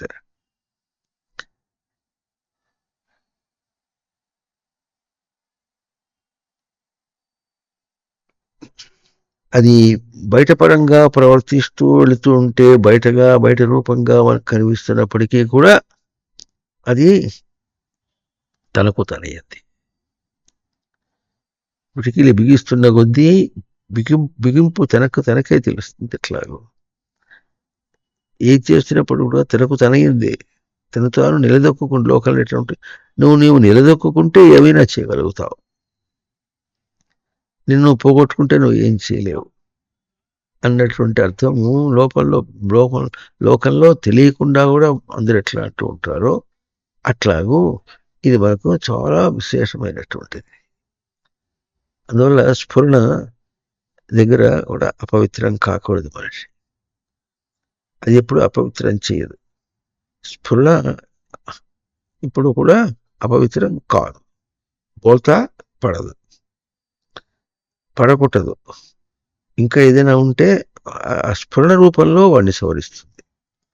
మనసు రూపంలో సవరించడం వేరు, స్ఫురణ రూపంలోకి వచ్చినప్పటికీ ఏమవుతుంది, అది అక్కడ ఉనికి స్వరూపానికి బాగా క్లోజర్ ఆర్బిట్స్ అంటారు, అంటే దగ్గర వలయంలో ఉంటుంది, దగ్గరగా ఉంటుంది, ఉనికి యొక్క గ్రహింపుకి అందించడానికి దగ్గరగా ఉంటుంది. కనుక దాన్ని కూడా ప్రవృత్తి రూపంలో వాళ్ళు ప్రవర్తించినప్పటికీ కూడా సవరిస్తుంది. కానీ చివరికి పరివర్తన మనిషిలో రావాలంటే మనసులో పరివర్తన, బుద్ధిలో పరివర్తన ఉంటాం. అది దానికి స్ఫురణలోనే అది వస్తుంది. స్ఫురణలో వస్తేనే ఆ పరివర్తన వస్తుంది, అదే రాదు. బాల్యాదిష్వపి, ఇంకా ఏం చెప్పును, యవ్వనం వార్ధక్యం వచ్చినా కూడా ఇట్లా ఉంటారు, తనకు బాధ్యత తెలియకుండా ఉంటారు. కొంతమంది ఎట్లుంటారు, ఆ తర్వాత చిన్నప్పుడు వాళ్ళని గాలి పెంచాడు, పెద్ద అయినప్పుడు కొడుకు తన్ని ఇట్లా చాలా శ్రద్ధగా పోషించాలనుకుంటాడు. అమ్మా నాన్నని చూసుకోలేకపోతే కొడుకు ఏమవుతాడు రా అంటాడు. కొడుకుని చూసుకోలేకపోతే అమ్మా నాన్న ఎట్లా అవుతారా అని అంటారు. వాడికి అప్పుడు వయసు ఆ ప్రమేయం సరిపోదు. ఇప్పుడు పెద్దవాళ్ళు అయిన తర్వాత అమ్మా నాన్న చూసుకోకపోతే కొడుకు ఎట్లా అవుతాడురా, నువ్వు కొడుకు కాదురా అంటాడు. మీరు కంటే నేను కొడుకేనా, మిమ్మల్ని చూసుకుంటే కొడుకు అవుతాను నేను.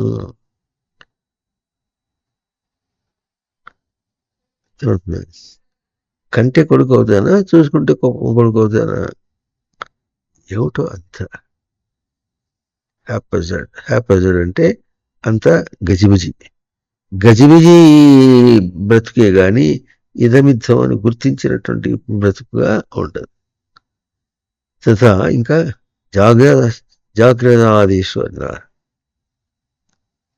జాగ్రత్త అంటే జాగ్రత్త అంటే మెలకువతో ఉండటం. మనకు మెలకువతో ఉండటం అంటే నిద్రపోవటం లేదు కనుక.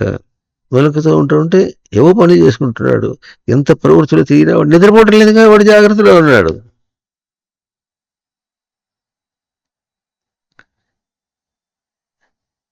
గుర్రు పెట్టి నిద్రపోకుండా పడుకోలేడుగా. నేనే పడుకోలే. పొద్దున్న లేచినప్పటి నుంచి తిరుగాడుతూనే ఉన్నా.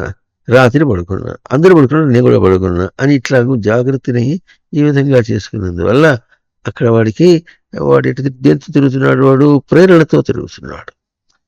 జాగ్రత్త ఎట్లా ఉంటుంది? నిద్రాక్షయే. నిద్రాక్షయే. నిద్ర లేకుండా ఉంటాం. నిద్ర అంటే పొందినటువంటి కుత్సాయాం గతి. కుత్సాయాం గతం అని ధాతు. కుత్సితమైనటువంటి ప్రవర్తన. పొందినటువంటి కుత్సితమైన ప్రవర్తన నిద్ర. నీ ప్రాపణే కుత్సాయాం గతం. అట్లా కుత్సితమైనటువంటి ప్రవర్తన ఉంటే అది నిద్ర. అది లేకుండా ఉంటాం జాగ్రత్త. జాగ్రత్త జాగ్రత్త. జాగ్రత్త అంటే నిద్రాక్షయే అంటే పుస్తకమును పొందుట అన్నటువంటి దాన్ని క్షయింపచేసేటటువంటిది జాగ్రత్త. తస్మాత్ జాగ్రత్త. ఈ జాగ్రత్త పదం అనేది చాలా తమాషా పదం. జాగ్రత్త అని మనం తెలుగులో అంటుంటాం. జాగ్రత్త అనే తెలుగు పదం, అది సంస్కృత పదం కాదు. జాగ్రత్తగా ఉండదు. దానికి జాగ్రత్త.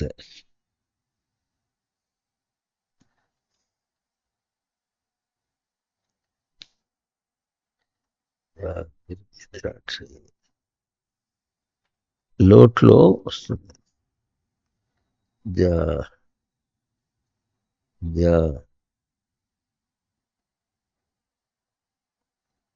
నిద్రాక్షయే 373.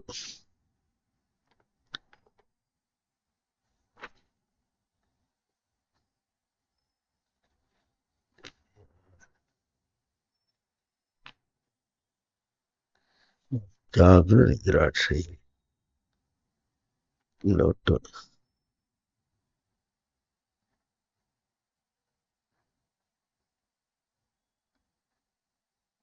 జాగృహి. జాగ్రత్తగా ఉండంటే జాగృహి. జాగ్రత్త కాదు, జాగ్రత్త అని తెలుగు పద. జాగృహి ఇంకా జాగ్రత్త అంటారు.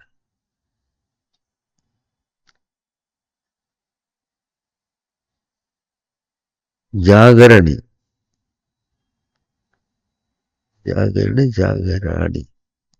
జాగరాణి. జాగ్రత్తగా మెలకువతో ఉన్నాను. నిద్ర లేకుండా నిద్రను క్షీణింపజేసి ఉన్నాను. ఉన్నానని ఉండుము అని తను తాను ఆదర్శం చేసుకోవటం. కనుక జాగ్రత్త అనే పదం వాడకూడదు. అట్లా దానికి తగినట్టుగా ఉన్నట్లుగా ఉంటుంది. మనకు ఇది పుస్తకం, ఏ పుస్తకం అది?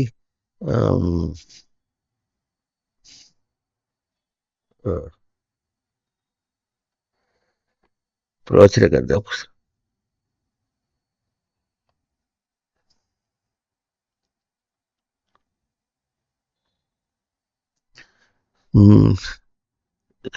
తస్మాత్ జాగ్రత్త అని వస్తూ ఉంటుంది దానిలో, ఆ పుస్తకం. అటువంటి 4 శ్లోకాలు ఉన్నాయి అటువంటి దానిలో. అక్కడ జాగ్రత్త అనాలి కానీ జాగ్రత్త అనకూడదు. సరే, ఎక్కడున్నా ఒకటి మనం జాగ్రత్త అవస్థని కూడా నిద్రాక్షయం అంటే కుచితమైనటువంటి ప్రవృత్తి లేకుండా ఉండేటటువంటిది జాగ్రత్త. ఇది జాగ్రత్త అవస్థ అయితే అది తనకు అంతఃస్ఫురంతం. అది తనకి ఎప్పుడు కూడా తెలుస్తూ ఉంటుంది. ఉనికి యొక్క దర్శనము, ఉనికి యొక్క స్ఫురణ ఇప్పుడు కూడా నిద్రాక్షయ. కుచితమైనటువంటి ప్రవర్తన లేకుండా ఉంటుంది. అయితే దాన్ని బయటగా వచ్చేప్పటికి బహి స్ఫురంతం అన్నారు. బహి ఎట్లా ఉంటుందంటే నిద్రలో బయట విషయాలన్నీ పోగొట్టుకొని నిద్రలో ఏదో సామి చెప్తుంటాడు, ఏదైనా కాగితం పంపిస్తే నిద్రపోయి ఏదో ముడ్డి కింద పెట్టి నిద్రపోతాడని ఎవరో చెప్తుంటారు లోకల్లో. అంటే అర్థం ఏంటంటే బయట ప్రవర్తనలో వాడు జాగ్రత్తగా లేడు అని తెలుగు పాటలైతే. అంటే వాడు జాగ్రత్త అవస్థలో లేడు అనమాట. నిద్రపోవటం లేదు కానీ జాగ్రత్త అవస్థలో లేడు. బహిస్ఫురంతం అయినప్పుడు కూడా, ఉనికి యొక్క స్ఫురంతం అయినప్పుడు కూడా అది తనకు ఏం చూపిస్తుందంటే, నువ్వు లోకంలో లౌకికంగా జాగ్రత్తగా ప్రవర్తించకపోతే నువ్వు దెబ్బలు తింటుంటావు, అవస్థ పడుతుంటావు. అది వచ్చినప్పటికీ కూడా అది కూడా గుర్తించలేని వాడుగా ఉంటాడు. అది కూడా గుర్తించలేకపోవడం అనేటటువంటిది దాన్ని ఏమంటారు, జాగ్రత్త అవస్థలో లేడు అని అంటారు. కనుక ఏమొస్తుంది, జాగ్రత్త అవస్థలో కూడా అంతఃస్ఫురంతం బహిస్ఫురంతం. ఇట్లా ఏమని అహం అహం అని. అందుకని గ్రావిటీ అని చెప్పుకున్నాం. అహం శబ్దానికి గ్రావిటీ. అంతఃస్ఫురంతమైన తనకే గ్రావిటీ, తనకే ఆకర్షణ, తన స్థితికి తనకు కృషి. బయటగా ప్రవర్తించినప్పుడు బహిస్ఫురంతమైన బయటగా విషయాత్మకమైనప్పుడు కూడా తనకే గ్రావిటీ, తనకే తన గురించినటువంటి కృషి. వేరే కాదు, వేరే విధంగా కృషి చేస్తున్నామని అట్లా అయిందని ఇట్లా అయిందని చెప్పడం కూడా కాదు అన్నా.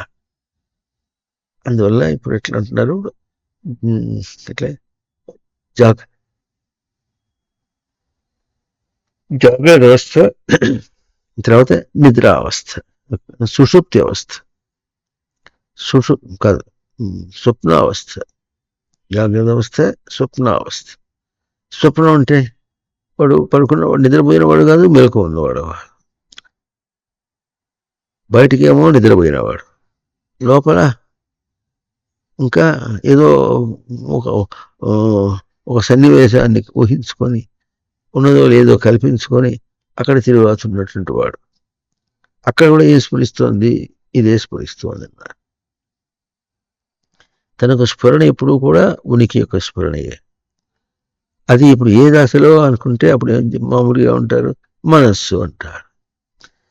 మరి చెప్పుకున్నాం, స్ఫురణ ఉనికి యొక్క స్ఫురణ ఏ దశలో ఉంటుంది, మనస్సు, బుద్ధి, చిత్తం, అహంకారం, తెలివి స్ఫురణ దాటిన తర్వాత, జ్ఞానం దాటిన తర్వాత స్ఫురణ ఉంది.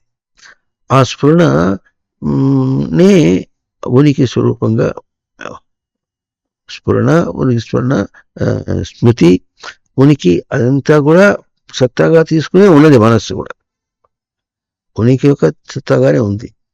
కానీ ఎట్లా ఉన్నది అంటే, మనిషిని కదిలించడానికి, మనిషిని పరివర్తన తీసుకురావడానికి స్ఫురణ ఇచ్చినంత స్పష్టంగా మనస్సు ఇవ్వటం లేదు.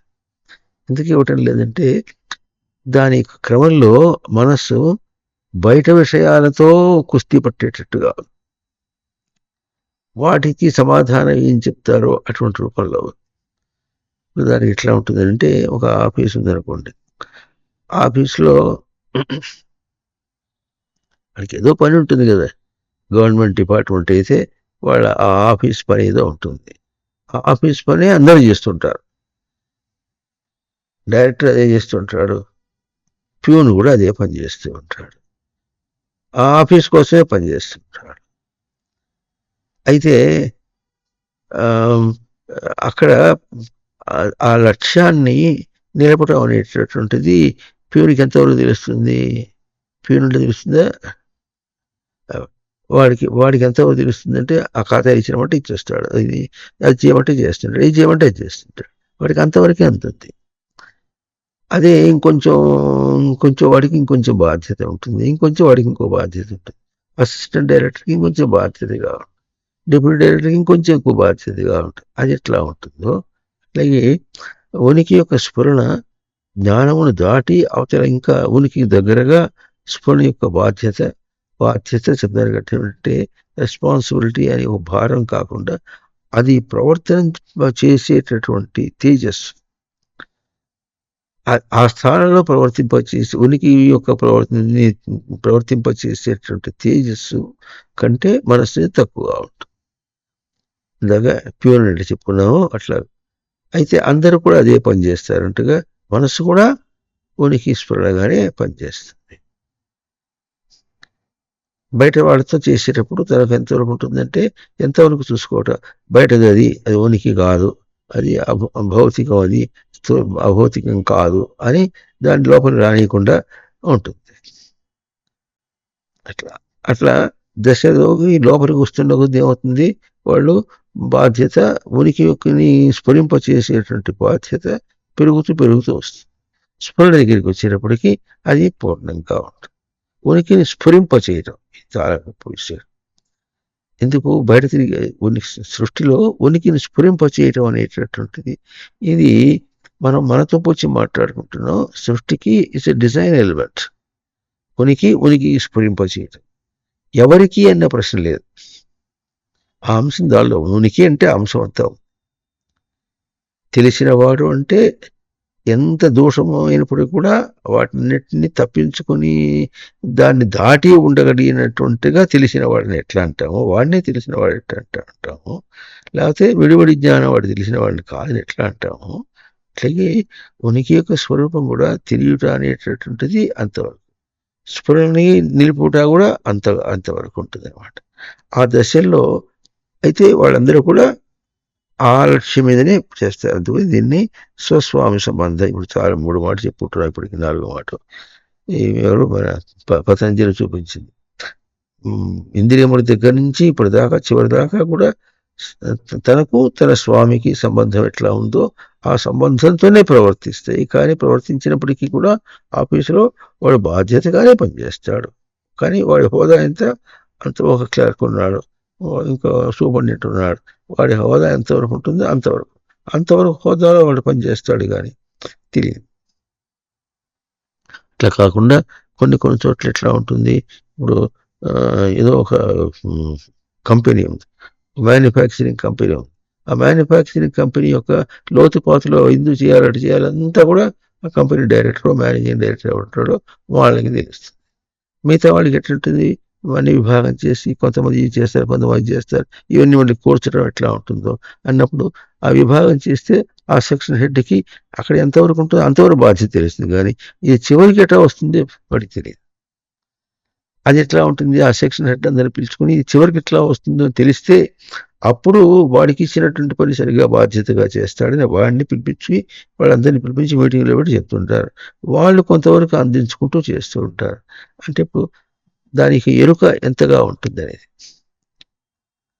దీన్ని ఉనికి యొక్క తేజస్సు ఎంతగా ఉంటుంది అనే మాట, ఉనికి యొక్క తేజస్సుతో పనిచేస్తున్నప్పటికీ కూడా ఎంతగా ఉంటుంది అనే తేడా ఎట్లా వస్తుందో అంటే ఎరుక ఏమని చూపిస్తుంది, ఇది చేస్తుంది. స్ఫురణ ఏం చూపిస్తుందంటే ఉనికిని స్ఫురింపచేయాలి.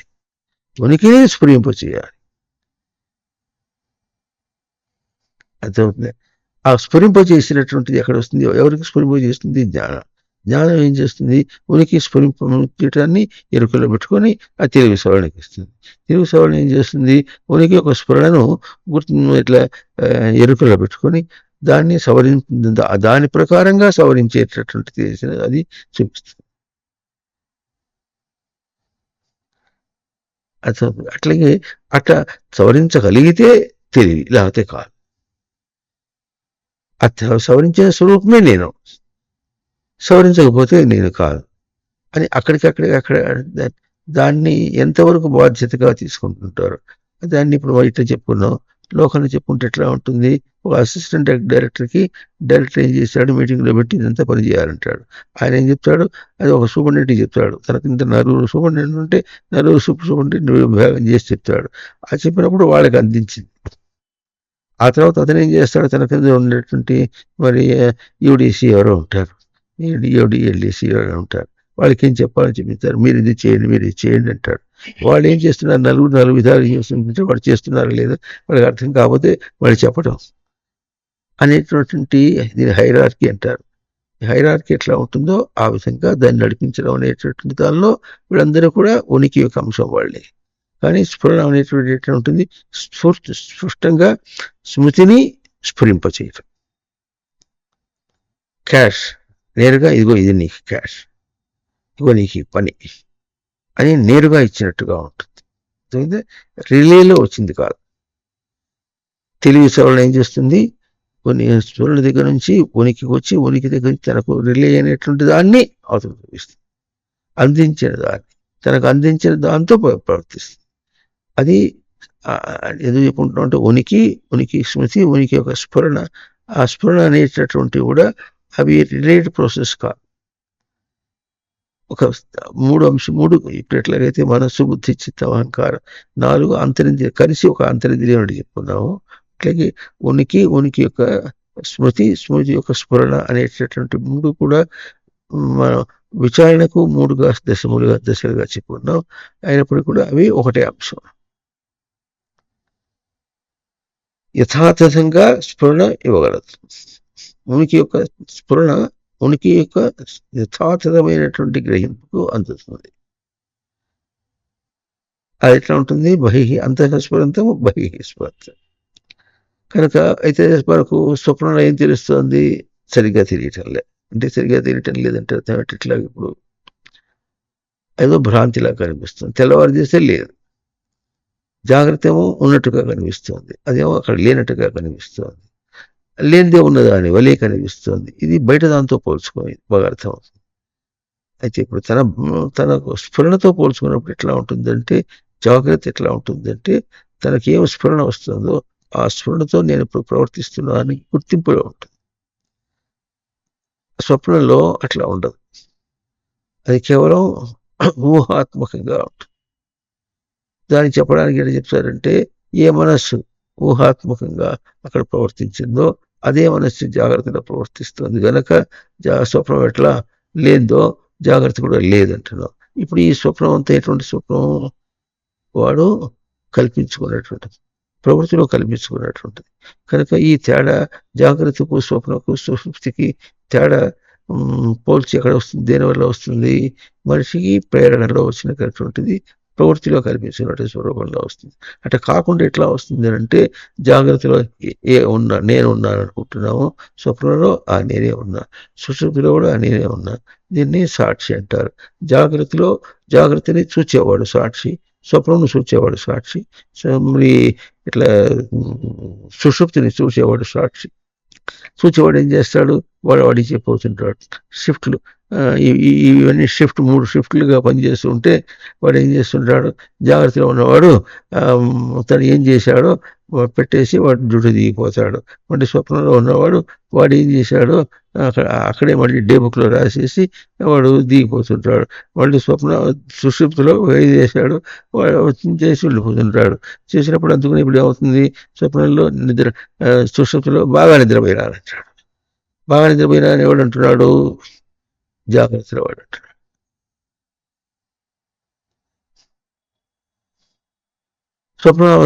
సుషుప్తిలో బాగా నిద్రపోయినాడని జాగ్రత్తలో వాడికి ఎడ తెలుస్తుంది అంటే, వాడు రాసి పెట్టిపోయినాడు కనుక, డే బుక్లో రాశాడు కనుక వీడికి తెలిసింది, వీడు చెప్పాడు అని. ఇట్లాగో మనకు హైరార్కీలో చెప్పినట్టుగా ఉంటుంది. ఇక్కడ చివరికి ఏమంటున్నారు, తథా జాగ్రత్త ఆదిషు, జాగ్రత్తలో స్వప్నంలో సుషుప్తిలో కూడా స్ఫురణ ఏది, అహమని అంతఃస్ఫురంతం సదా ఏది స్ఫురిస్తుందో అది ఉనికి. అది స్వాత్మానం ప్రకటీకరోతి, తన ఆత్మను, తన గుర్తింపును ప్రకటీకరోతి. అట్లాగే ఇంకెట్లా ఉంది, నేను చచ్చిపోతాను, అవస్థ పడిపోతాను, అక్కడ డబ్బులు ఇబ్బందిగా ఉంది, పేదరికం కష్టంగా ఉంది, ఎక్కడ అప్పు పుట్టడం లేదు. అప్పు పుడితే అప్పులు తీసుకుంటే అదొక గోళం. అప్పు పుట్టకపోతే సమయానికి విషయాన్ని వెళ్ళదీయడం కష్టంగా ఉంటుంది. విషయాన్ని వెళ్ళదీయడానికి అప్పు తీసుకొచ్చేప్పుడు ఎట్లా ఉంటుంది, వాడు డబ్బులు ఇస్తే అప్పు ఇచ్చినవాడు ఊరికి ఇచ్చినట్టు అనుకుని తీసుకుని వాడి కాళ్ళు మొక్కి తీసుకొచ్చి చేస్తుంటాడు. వాడు రేపేం చేస్తాడు, ఎప్పుడు ఇస్తామంటాడు. వాడు ఇట్లాంటి అవస్థలు కూడా చాలా ఉంటాయి. వీటన్నిటిలో కూడా దేనికోసం పాకులాడుతున్నాడు? ఉనికి కోసమే పాకులాడుతున్నాడు. ఆ విషయంలో తాను సజీవంగా ఉండాలంటాడు. ఎట్లుంటాడు?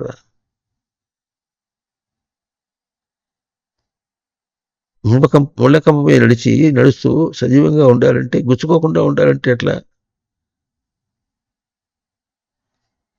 గురుదేవ ఒక తమాష చెప్తుండేవారు. కంబళి పరుచుకొని అన్నం తింటున్నాడట, ఇస్తరు కాకుండా. వెంట్రుకలు వస్తున్నాయట. వెంట్రుకలు వస్తున్నాయి ఏడిస్తే కమలు పరుస్తుంటే వెంట్రుకలు రాకుండా ఎట్లుంటాయి? అది తెలియదు వాడికి. అది కూడా తెలియాలి. అది ఎలా తెలుస్తుంది? ఉనికి యొక్క స్ఫురణ తెలుస్తుంది. అంటే ఎట్లా స్ఫురిస్తోంది అది? ఎట్లా స్ఫురిస్తోందంటే ఉనికి వాడికి అందటంలా అది తెలుస్తుంది. అందకపోవడం అని కూడా వాడికి తెలియకుండా అందట్లేదు కనుక, అందటం లేదని ఎక్కడ చూస్తున్నాడు?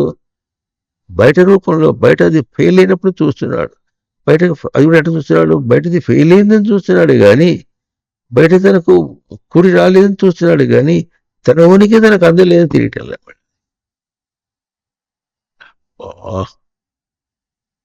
అందుకని స్ఫురంతం మాటి మనసుతో ప్రవర్తిస్తున్నా కూడా అంతఃస్ఫురంతం, ఉనికి యొక్క స్ఫురణ.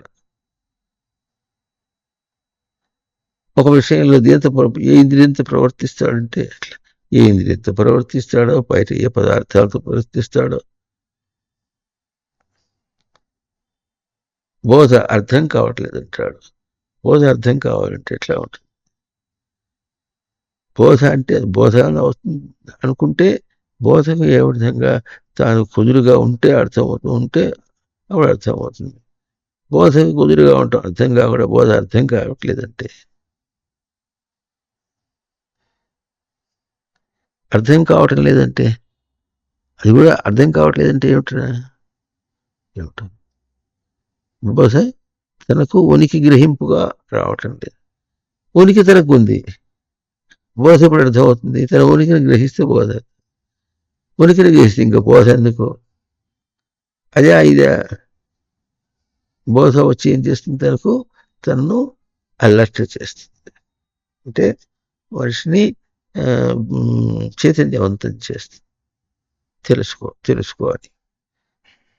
ఏదైనా ఉంటే దోషకులు ఏమైనా ఉంటే నీకు అవగాహన కానిటువంటి పక్కన నెట్టేసి ఇప్పుడు అర్థమవుతుందా అన్నట్టుగా ఉంటుంది. దుప్పట్లు కప్పులు పడుకున్నాడు, ఒక దుప్పటి తీసేశాడు, కనిపిస్తోందా? కనిపించట్లే. ఇంకో దుప్పటి తీసేశాడు, కనిపిస్తుందా? కనిపించట్లే. ఇంకోటి సిల్క్ అట్లాగా ప్లాస్టిక్ దగ్గర కనిపిస్తుందంటే మసగ్గా కనిపిస్తుంది అంటాడు. ఎట్లా ఉంటుందో అట్లా. ఇంకా ఎట్లా పుట్టిన అవస్థ, బాల్యావస్థ, వెయ్యి అవస్థలు ఎట్లాగో అట్లాగే ఇంకా పెళ్లి చేసుకున్నాడు.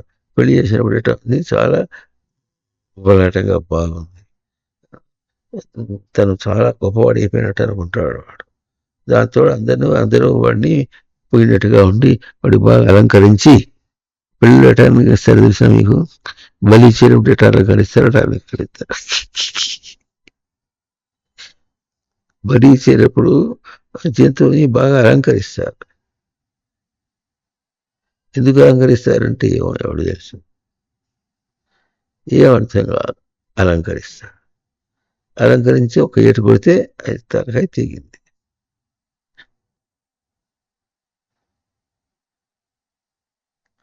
ఒక్క ఏటు ఆ పెళ్ళి అనేటప్పటికి.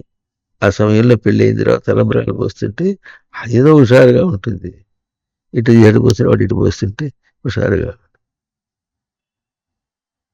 మరి అందరి పెళ్ళిళ్ళు అట్లా చేస్తారు కానీ బ్రాహ్మణుల వాటిలో పెళ్లి చేయించేటప్పుడు ఏం చేస్తారంటే ఒక బిందె ఉంటుంది, ఆ బిందెలోకి ఉంగరం పడేస్తారు. ఇద్దరు చేతులు పెడతారు. ఇద్దరు కిలికి తీయాలి. ఎవరు తీస్తే వాళ్ళది చేస్తుంటారు. అట్లాగే అందరూ చేస్తారు. ఎవరు చేస్తారు? అప్పుడు ఎట్లా ఉంటుంది? కొంచెం గడుసుగా ఉంటే ఏం చేస్తాడు? ఆమె ఏం చేస్తుందంటే వాడి చేయి లోపలికి వచ్చేవాడు వాడి చేయి గిల్లుతుంది. అప్పుడు గిల్లిన పెళ్ళం గిల్లితే బాగానే ఉంటుంది. వాడు పర్లా గెలిచిందని కూడా బాగానే ఉంటుంది. ఏమిటో ఇదంతా ఇదంతా ఏమిటనుకున్నావు? ఉనికేసుకున్నారా? ఉనికేసుకున్నా ఇంత ఇంత కంపు కంపు అయింది ఎట్లరా ఇది?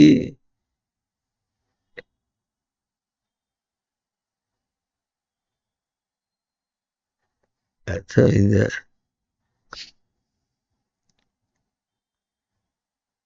ఇక అగ్ని చుట్టూ ప్రయత్నం చేస్తుంటాడు. అది ఏదో పై పంచ కడుతున్నాడు కదా, ఆ పై పంచ ఇది ఇద్దరికి ఒక్కొక్కరు ముడేస్తారు. అది తిరుగుతుంటే ఇప్పుడు ఏమవుతుందంటే అదేమో కిందకి వేలాడుతుంది, జీరాడుతుంటుంది. మరి ముందే వాడు తిరుగుతుంటాడు, తన వెనకాల ఉంటుంది. వాడు తిరుగుతుంటే వాడి బట్ట కిందకి వచ్చేటప్పటికి ఇక తిరుగుతూ వాడి బట్ట మీద కాలేస్తుంది. వాడు ముందు పోతుంటే గుర్తుకుంటాడు. ఏమిటో అది ఎట్టగా ఉంటుంది అసలు. ఏం చేసినా బాగానే ఉంటుంది. ఇది కామావేశం, ఉవ్వలాట. ఆ ఉవ్వలాట నిజ స్వరూపం ఏం అర్థం కాదు. ఇదంతా అయిపోయి ఆ ఉవ్వలాటం అయిందమ్మా పెళ్ళి, అడిగిందమ్మా రంతి అని రంతి తీరేంత వరకు అదంతా అయిపోయి చేతికి వచ్చిన తర్వాత అప్పుడు తెలుస్తుంది. అప్పుడు కొంచెం అయిపోయిన తర్వాత పెద్ద తర్వాత ఇట్లా ప్రొఫెసర్ అన్నప్పుడు ఇది నాకు ముందే తెలుసుంటే నేను కూడా పెళ్లి చేసుకోకుండా ఉండేవాడిని అంటాడు.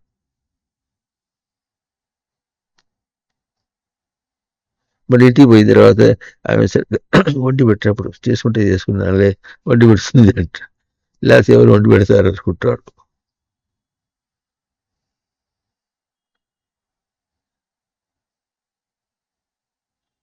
అందులో ఇప్పుడు ఏమంటున్నారు అక్కడ వాక్యంలో?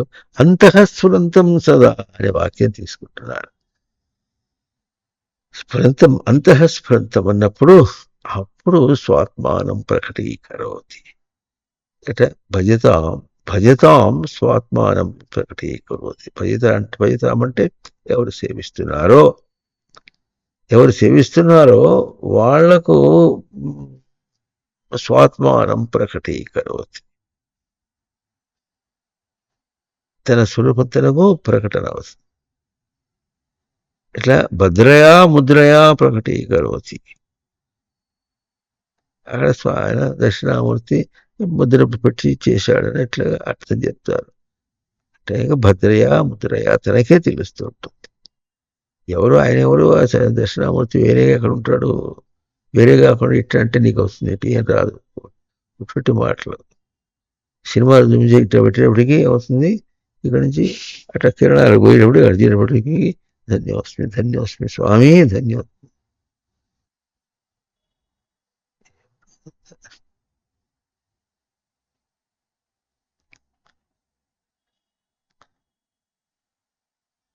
అర్థమైందా?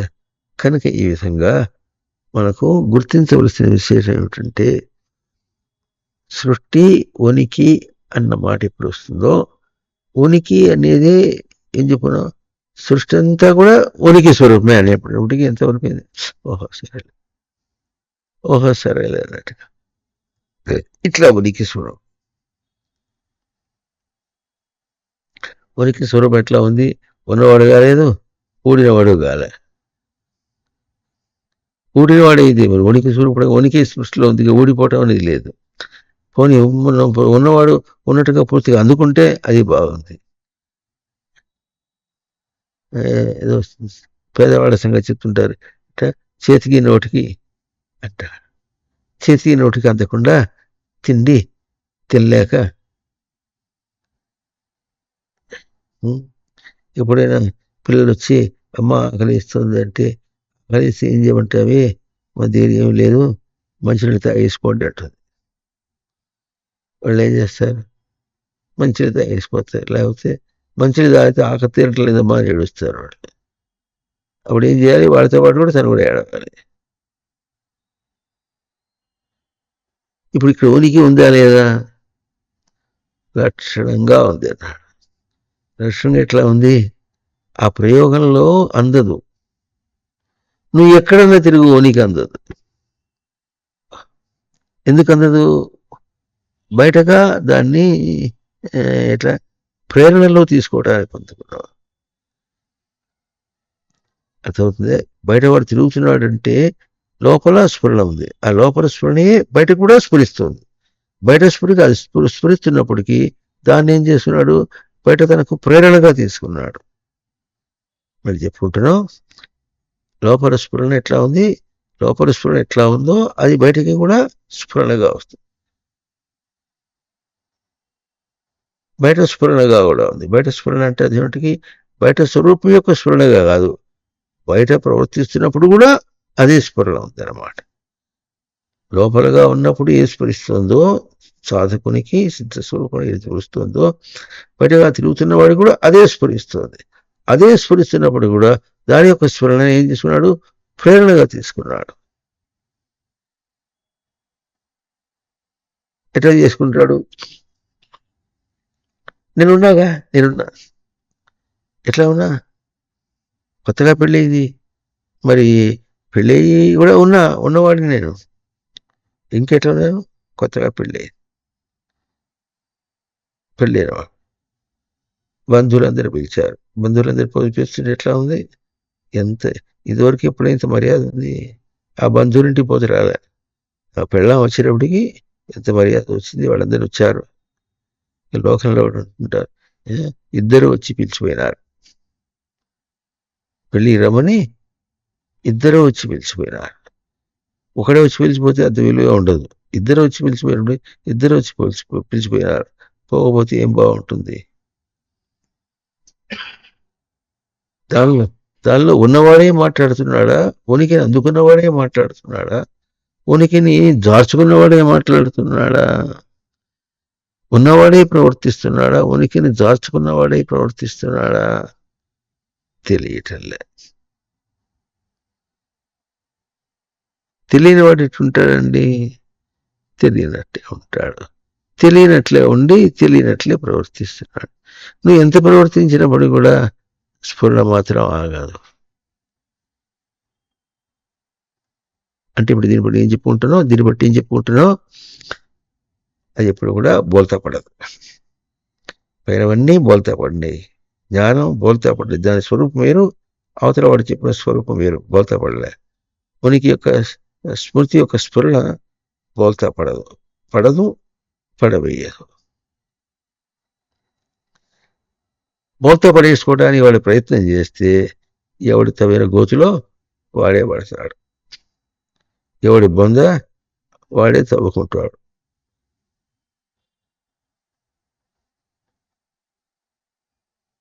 అంతేనా, అది లెక్క.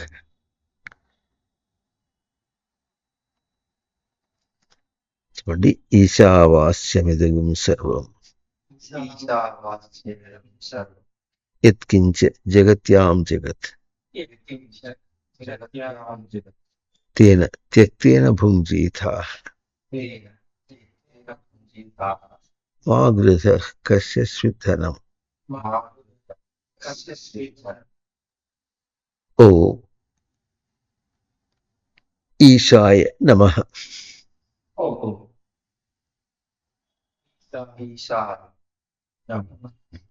ఓం గోపాలకృష్ణాయ నమః.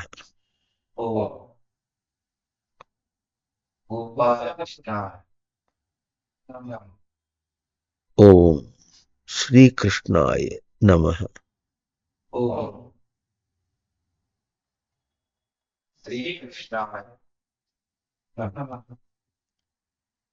ఓం తత్ సత్.